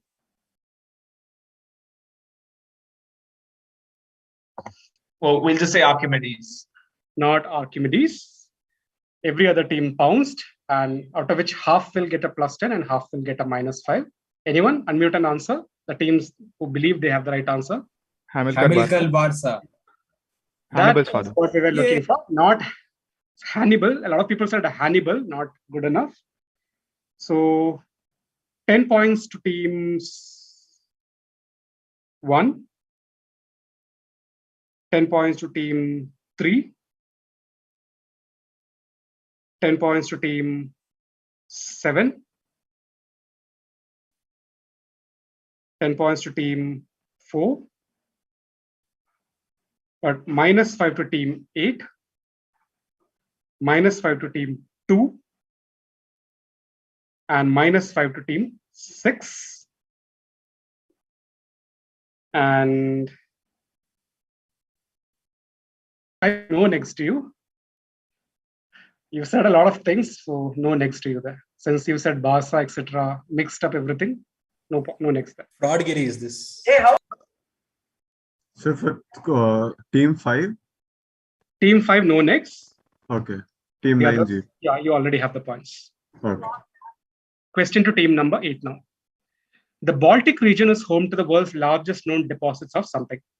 The conifer forests, which stood here millions of years ago, are thought to have contributed to over 100,000 tons of this material in this region. Today, more than 90% of the world's output comes from this region. This bit is referenced in the external appearance of one of the most modern stadiums in the region. And this stadium, if it helps, hosted the Europa League final in 2021, where Villarreal managed to beat Manchester United 12-11 on penalties. Which material is referenced in the external appearance of the stadium? And which stadium is this? Either name the stadium or you can simply name the city. The fact that the Baltic region is the main source of this thing is referenced in the external appearance of the stadium.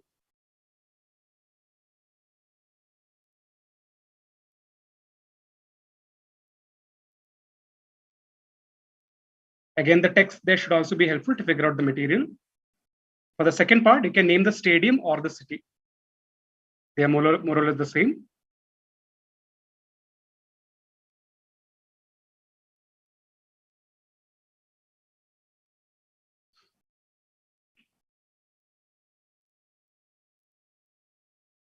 Team 4 is bouncing.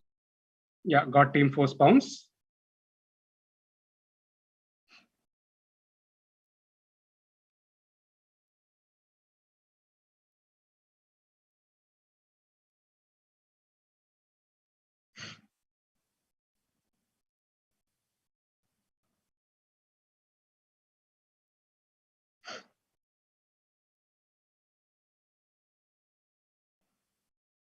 Okay, no one else is bouncing. So closing the bounce, team 8, you're direct.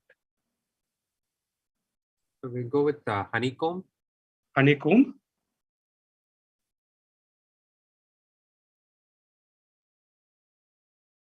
Anything for the stadium? Oh, no, nothing. Okay, team 7.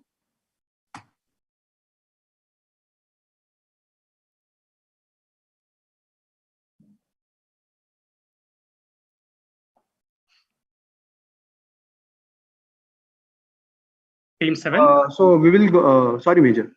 Yeah, amber is the material we are guessing, and Signal Iduna Park of Dortmund.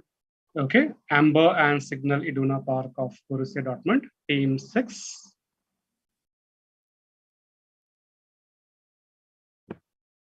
Major will say Pine and Vilnius Stadium. Team 5.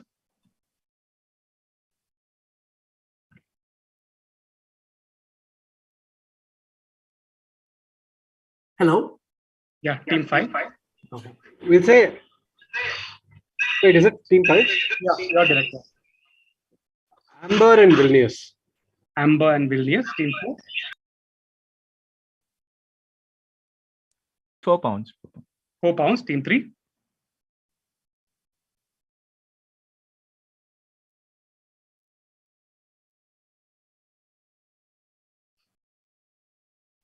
Major, 1 second, sorry. Okay, I'll say Amber and Vilnius. Team 2. We are guessing Amber and Tallinn. Team 1. We'll say Amber and Riga.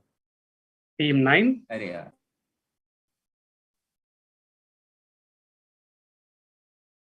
We'll say Amber and St. Petersburg. This was team 8 direct. Team 7 said Amber first. So team 7 will get 5 points for Amber. The only team that bounced was team 4. They got the part that everyone else missed, but they got the first part wrong. So Akshay, do you want to give out which stadium this is? Or city? Gdansk. So this is Danzig or Gdansk in Poland, which the external appearance is a reference to amber being sourced from the Baltic region. So 5 points to team 7 and a -5 to team number 4, who got the tougher part. And question now direct to team number 6. Suruga Bay is a bay on the Pacific coast of Honshu in Japan. It has great views of Mount Fuji and multiple rivers empty into it. But the bay is troubled by numerous environmental problems, with severe pollution from the post-war industrial boom being the major culprit. Sulfur-laden sludge from local paper mills has been implicated in a lot of this and has even blocked the harbor in the 1960s, requiring dredging that severely damaged the marine life in the region. So all of this, so basically this entire development with the fact that the area was polluted and marine life was disturbed, etc., resulted in 1971, which was aimed to raise awareness about these issues. Now, the same bay also has measures in place to counter effects of another form of disturbance, that is tsunami. What is this 1971 thing that was aimed to raise awareness about pollution in Suruga Bay, part 1? Part 2, simpler part here. What is this countermeasure which we would also associate with the city closer home? For the first part of it helps. It is a context that has been in existence since the 1950s. That context has been in existence for the previous 2 decades from 1971, approximately 2 decades. Just give me a keyword for the first part. Look at the fact that that area is being polluted, marine life is being damaged, and they wanted to raise awareness about this. So for the first part, just give me one keyword is good enough. For the second part, again, either give a specific keyword or you can describe it. Major team 3 is bouncing. Okay. That's something that resulted in 1971. It is part of a context that has been in existence for a while. It has been there even prior to 1971 for roughly 2 decades. Got a pounce from team 1.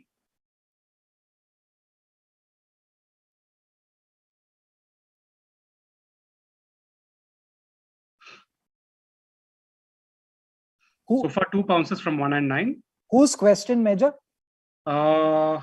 Team 7 got 5, so this will be team 6's direct. Major, how specific do you want the first part? One keyword is good enough. Just give a keyword, that's it. Team 2 pouncing. Okay. So far 1, 3, and 9. Closing with team 2 if no one else is pouncing.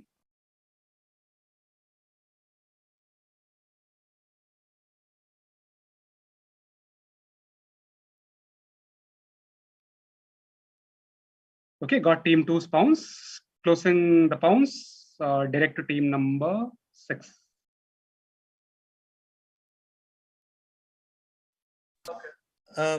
Team 6's answer, direct, right? Yeah, Rohit. Yeah, so we'll say first part we'll say Godzilla. And second part we'll say these are like the rocks or the boulders that act as water breakers, like the ones that you find in Marine Drive and so on. Perfect. That is the full 10 points. So specifically, this is the 1971 film Godzilla versus Hedorah. Hedorah is derived from a Japanese word meaning mud. So basically, the film was an allegory of the pollution of the Suruga Bay. So the villain was supposedly based on the mud that was created as a result. And this, of course, is the tetrapods that you'll find scattered across the Mumbai Marine Drive.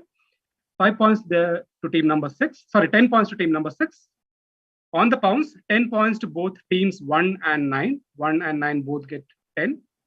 But teams 2 and 3 both get -5.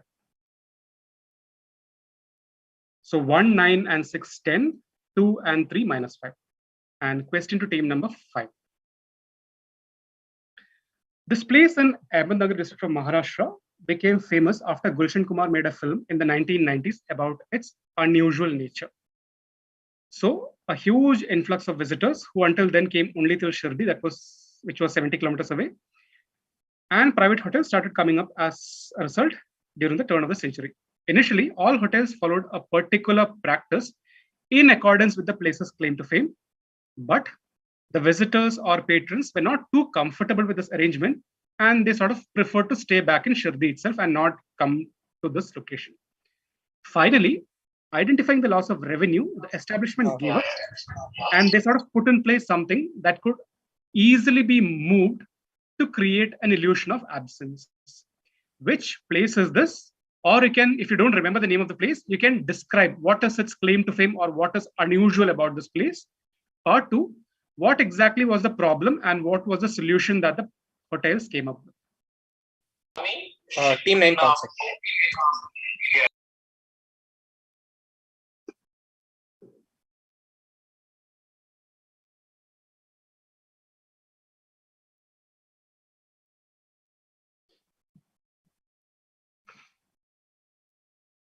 Maybe the very last bit in the first para might help. Something that could be readily moved to create an illusion of absence. That sort of is the claim to fame of the location as well. If it helps, even banks in this place follow this. Even banks. Major, you said the second. Sorry, 1 second. Yeah, for the second part, you said the claim to fame of the location will be enough to get the. Yeah, that's for the first part. Okay. Instead of the name, you can give me the claim to fame. And did you give something for the second part? I did not. Okay. But if you know the claim to fame, you should be able to figure out what the hotels did based on the description there. Could be moved to create an illusion of absence.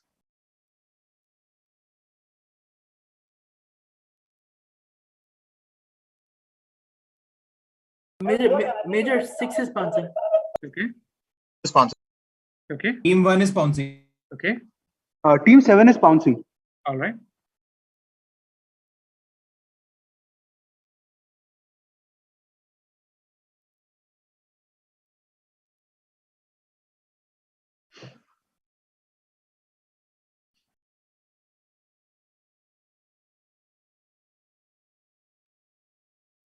Team 4 is also pouncing.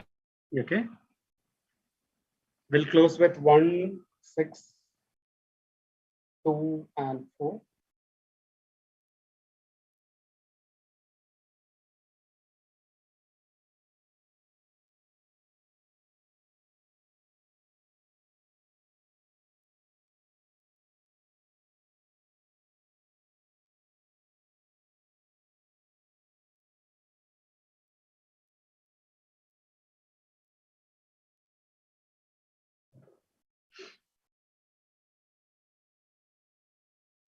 Major, for team 2's pounds, do you need anything more? Yeah. Focus on the last sentence. Create an illusion. Readily be moved to create an illusion of absence.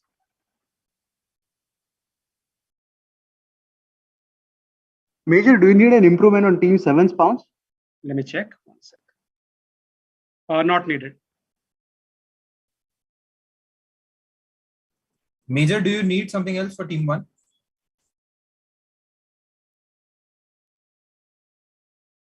No.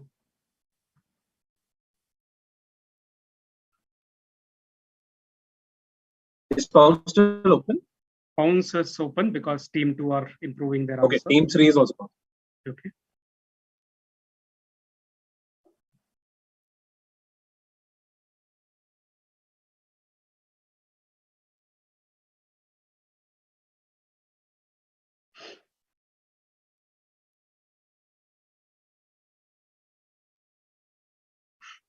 Okay, so question to team 2. Okay, yeah. Okay, got team 3's pounds as well. Question is for team number 6. 5, no? Oh, sorry, 5, my bad.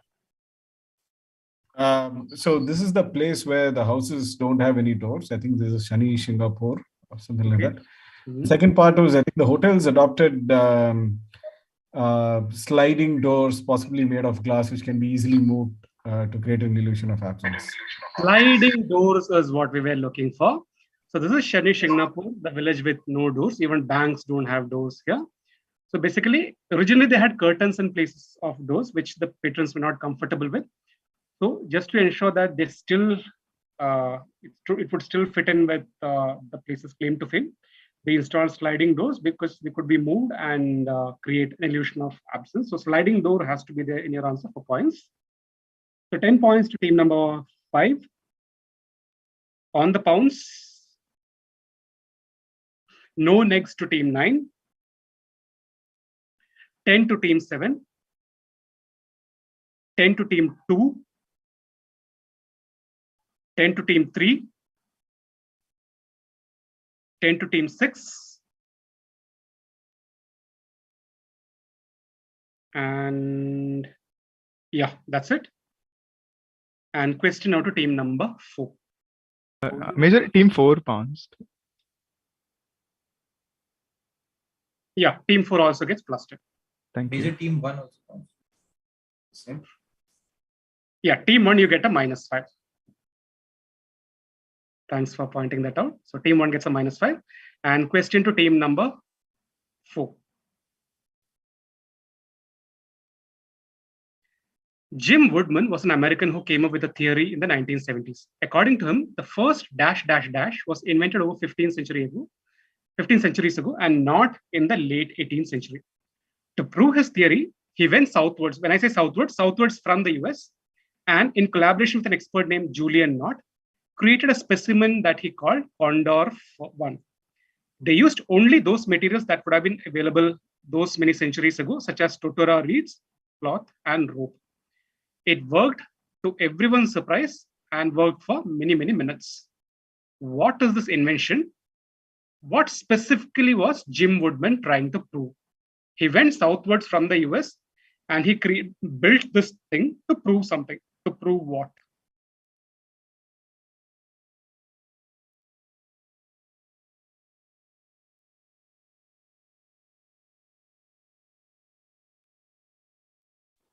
Major 15th centuries go from when? 18th century or no? From now. I mean, it's roughly 15th century, so it can be anywhere between 18 to 14 centuries. So I've given you an average figure of 15. Team 5 is bouncing you. Okay.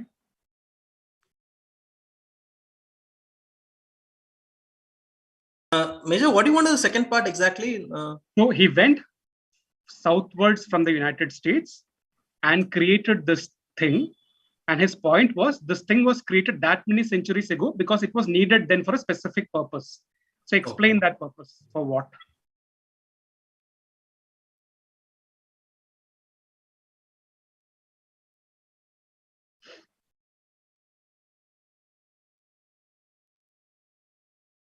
Only team 5 have power so far.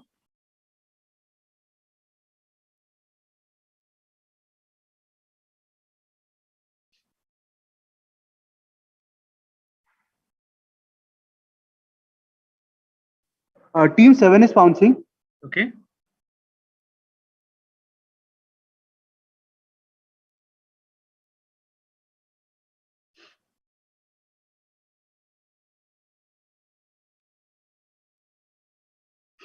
Vikyar? Yes, sir. For the previous question, for team 1, kindly erase their -5. Just give them no negs. Put them on 0 for the previous question. Don't give them All negs. right. All Just right. be All intent. Yeah, done. Major team 3 is bouncing. Okay. So far only team 5 and team 3 and team 7. Last call.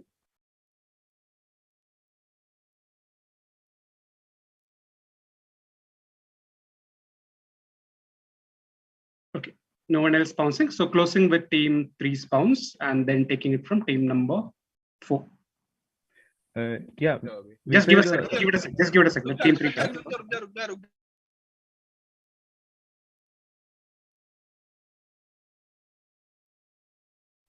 Okay, got team 3's bounce. So team 4, you're direct now. We'll say the invention is hot air balloon, and the 18th century being Montgolfier brothers. In around the 6th century is when I think the Nazca people drew the Nazca lines. So he was trying to prove that they used these to go up, and that's how they created the Nazca lines. Perfect answer there. This indeed is the hot air balloon. And the theory was that Nazca's actually created the Nazca lines using balloons. They went up and saw, I mean, the design pattern, and that is how the Nazca lines were built. So this is the theory that he wanted to prove. So 10 points there to team number 4. On the pounce, team 3 gets +10. Team 5 gets +10. But team 7 gets a -5. And question direct to team number 3. 5 questions to go. The earliest example of T-shirts being used in a political photo campaign was in 1948, when they bore the slogan, "Dash it with dash." Even though this person did not win, this set the tone for all similar campaigns in the future. The inspiration for this campaign is thought to be something from around a decade earlier, from 1948, where green T-shirts carrying someone's name in white appeared. What was the slogan? Or tell me, who was this person? What supposedly inspired this campaign? If it helps, the first blank here, the letters in the first blank are a subset of the letters in the second blank.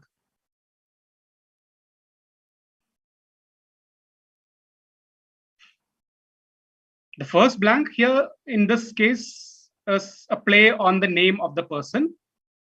The name of the person is the last blank, and the first blank is a subset of the person's name, the letters in the person's name.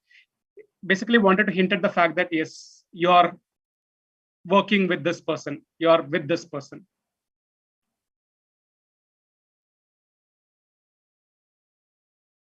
But you can simply name the person for the first part. And this person supposedly introduced T-shirts into political photo campaigns. And this person was inspired to do this from a context from roughly a decade earlier, from 48. And in that earlier context, green T-shirts carrying a person's name appeared. Somebody's name appeared on green T-shirts.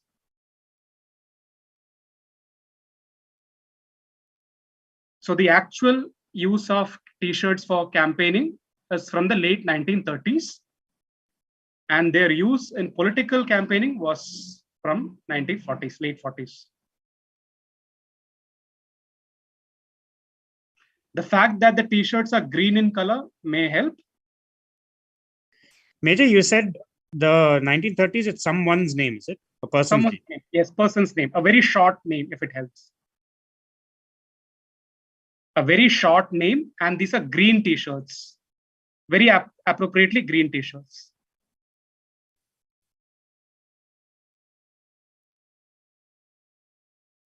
A very, very short name. So the first ever example of t-shirts being used for a campaign is from the late 1930s.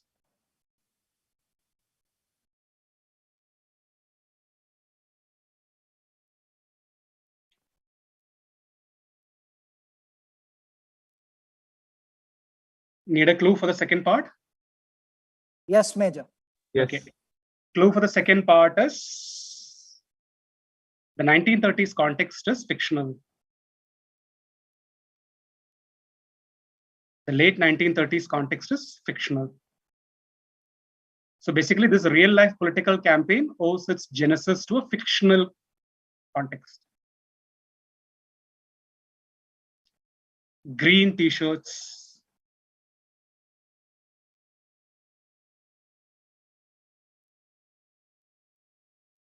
A very short name and green t-shirts, fictional.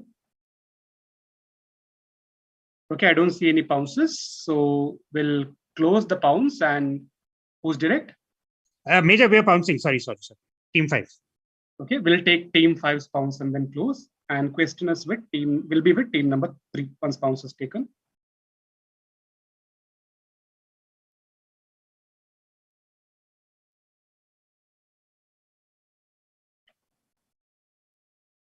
Okay, got team 5's pounce. Team 3, you're direct. So we'll say do it with Dewey. Okay. And second, Wizard of Oz.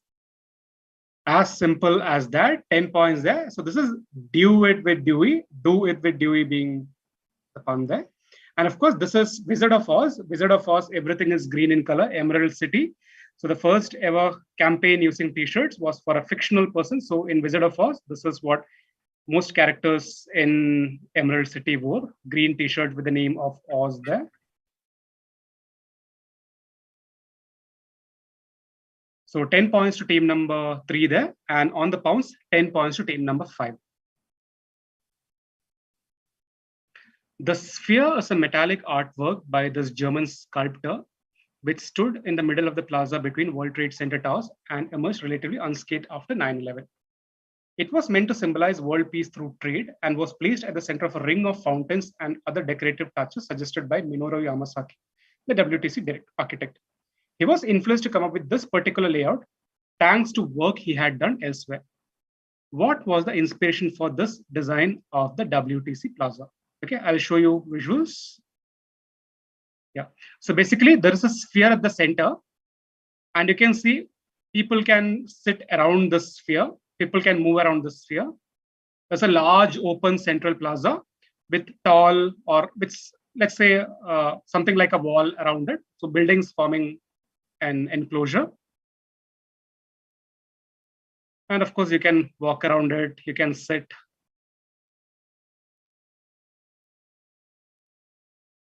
I think there's one more visual. Yeah, but I think the best visuals would be these two. So Yamasaki was involved in, let's say, restoration work somewhere. He did a lot of restoration work somewhere, and that sort of influenced him to create or model this plaza on whatever this is all about. Look at the fact that there's a sphere at the center, a central object. You can sit or walk around it, and there are buildings around the central thing forming an enclosure of sorts. What was the inspiration for this design of the WTC Plaza, or where did Yamasaki did all his renovation work? Major team 1 pounce. Okay.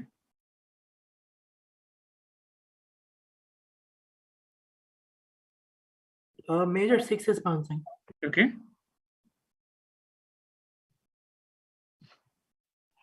Team 5 is pouncing. Team 5 is pouncing.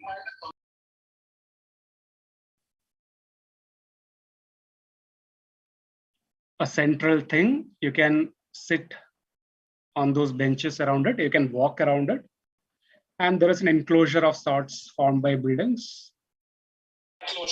Okay, team 9 pouncing. Okay. Team 9 is pouncing. Okay. So far 1, 5, 6, and 9. Last call. Can you show the text? I think it's a visual that will help better.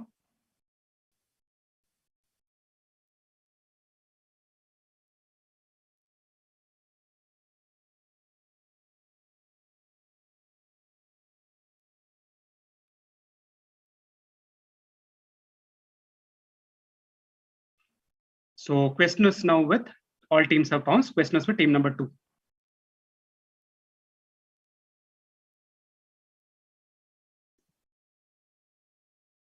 Okay, we'll say this was work he done in and around the Kaaba. Perfect answer. That gets you the full 10. So basically, Yamasaki was involved in the renovation of the Grand Mosque at Mecca.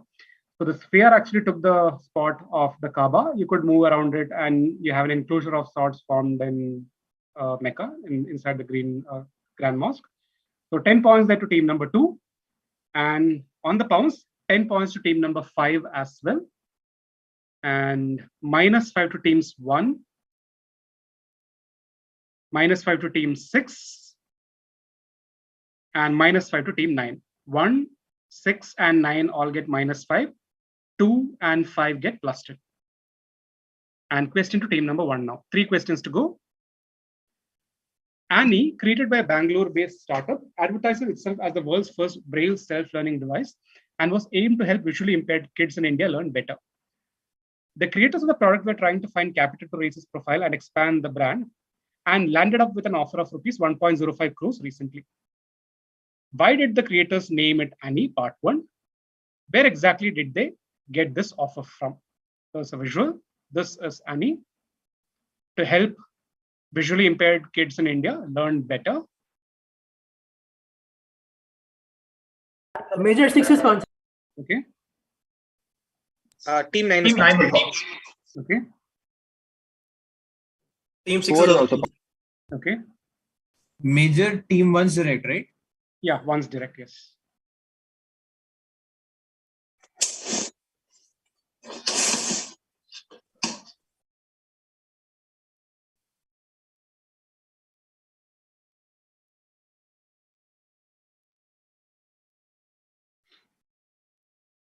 Got bounces from 4, 6, and 9. Anyone else?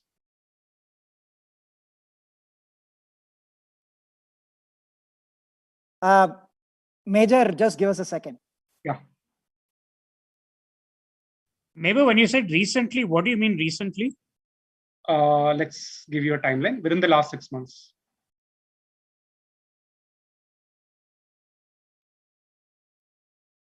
Team 7 is pouncing. Okay. Team 3 is pouncing, Major. All right.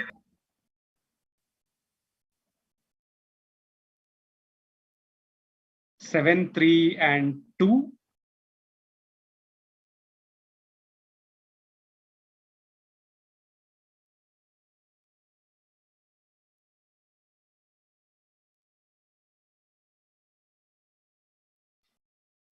Team 2, are you pouncing?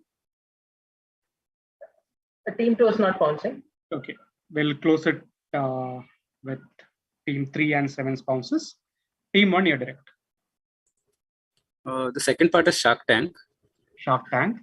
Or the Shark Tank India. And the first part will say it's named for Mrs. Sullivan, the teacher of Helen Keller. Mrs. Sullivan is good enough. This is Anne Sullivan, who was Helen Keller's teacher. That is where the name Annie comes from. And of course, following its appearance on Shark Tank India. 10 points there to team number 1. On the pounds, 10 to team 6, 10 to team 4, 10 to team 9, 10 to team 7, and 10 to team 3. 2 questions to go, direct to team number 9. Major, can you give the scores? Can we do a score check? Yeah, Vikhyat, if you could read out the Yeah. scores. Okay, so team 1 currently on 85 points, team 2 on 115 points, team 3 on 95, team 4 on 130, team 5 on 170, team 6 on 60, team 7 on 80, team 8 on 30, and team 9 on 60. All right, so I think the first place is sort of decided, but second and third place is up for grabs. Question to team number 9. The dash motif is indelibly linked with an early 19th century novel. So entrenched is the association that readers assume it must be mentioned somewhere within it. Surprisingly, it is not mentioned anywhere in the book, nor for that matter in any of the author's other works. The association actually stems from an 1894 cover designed by this illustrator called Hugh Thompson. He opted for a design that would hint at the book's themes and mood and hit on the perfect symbol for issues of courtship, vanity, and the calculated display of wealth and beauty around which it revolves. Which book? What is this motif that is intimately associated with this book? Even though there is such a close association, it does not feature anywhere in the book or in any of the author's other works. Read the second sentence on the second para. That should help for both parts, in fact.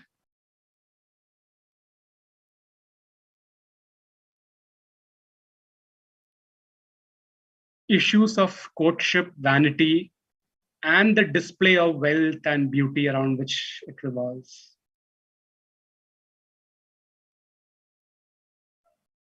So this thing, the blank is very prominently featured on the 1894 cover of this book, and that is where the association comes from, even though there is no other link at all. So critics say Thompson selected this design only because of the reasons mentioned in the second sentence on the second para. Major team 4 has bounced. Let me check one second.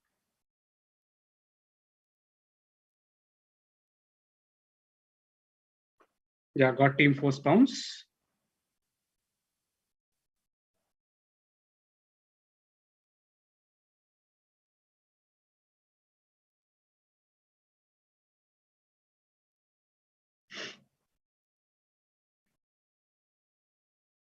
Anyone else? Very helpful description for both the book as well as the motif.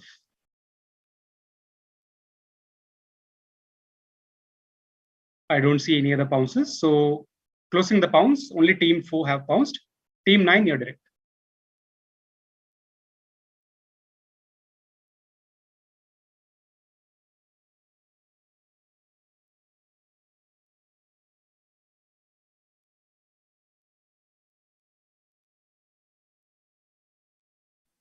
Major, is the blanks, can you give the length of the blank if possible?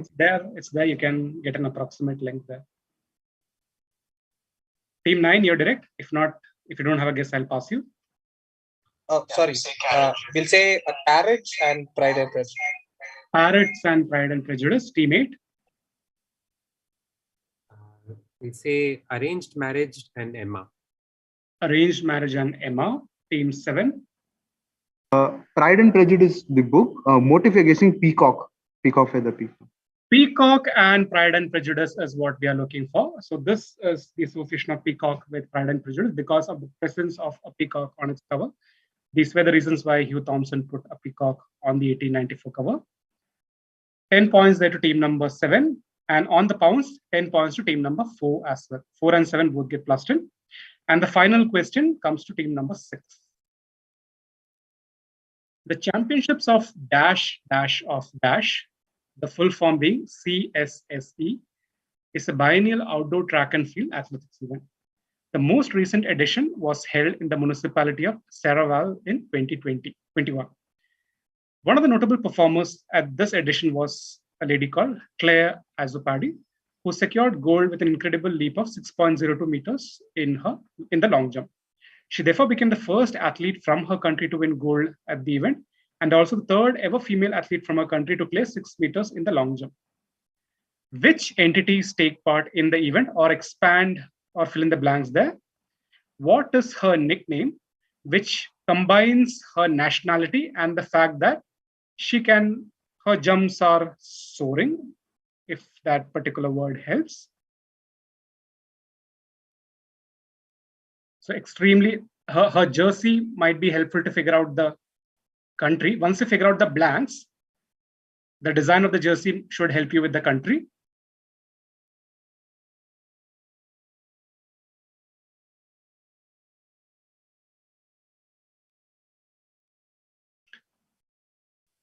If all teams want, I can give you the last blank. The last blank won't give too much away. The last blank is Europe. So if you can expand SS. Can you show the visual, Major? Yeah. What was the last word, Major? Europe. Dash of Europe. Championship of dash of Europe.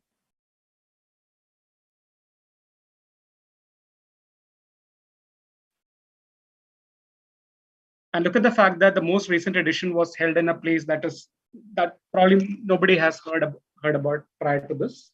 Major Team 3 is sponsoring. All right. Totally nondescript location. May help you with the other two blanks. And once you figure out the blanks, then that should help you narrow down your guess to a country from the design of her jersey. The nickname combines her nationality and her soaring jumps.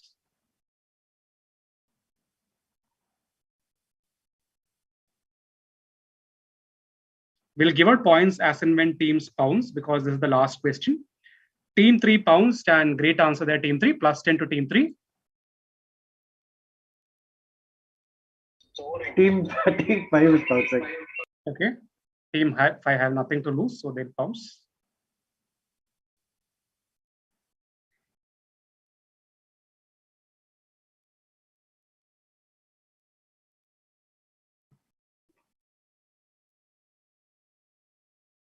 Very well done, Team 5. Great pounce there. -5.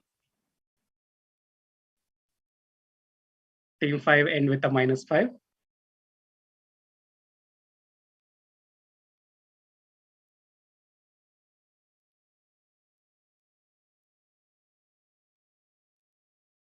Anyone else? Last call. Okay, don't see any other pounces. So pounces closed. Question is for team number 6.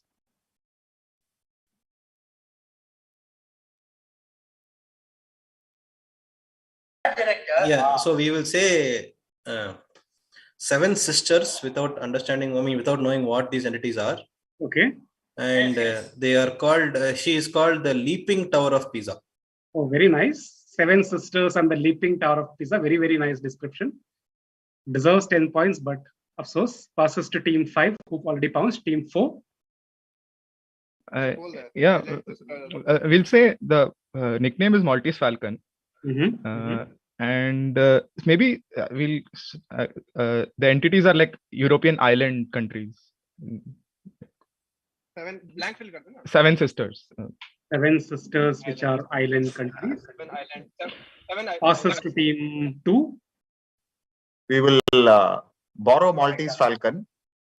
And we'll say this is the small states of Europe. So Malta, Liechtenstein, Monaco, San Marino, maybe all of them get the together. Championship of the small states of Europe, and Malta being a small state, which is why Malta again red and white, which is why her jersey was in that color. So Malta plus soaring as Maltese Falcon.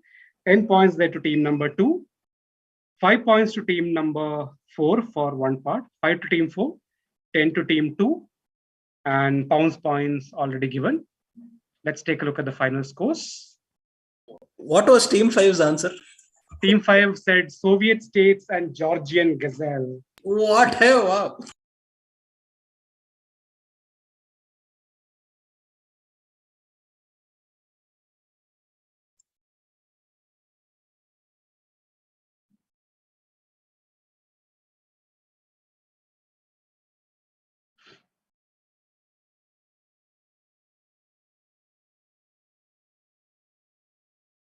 Vikyat, if you could read out the final scores. Yeah, just a minute.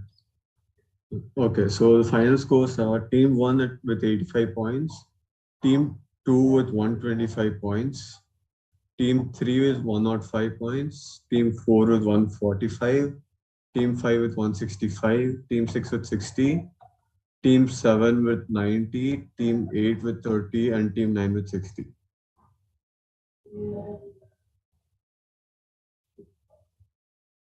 Those are the final points.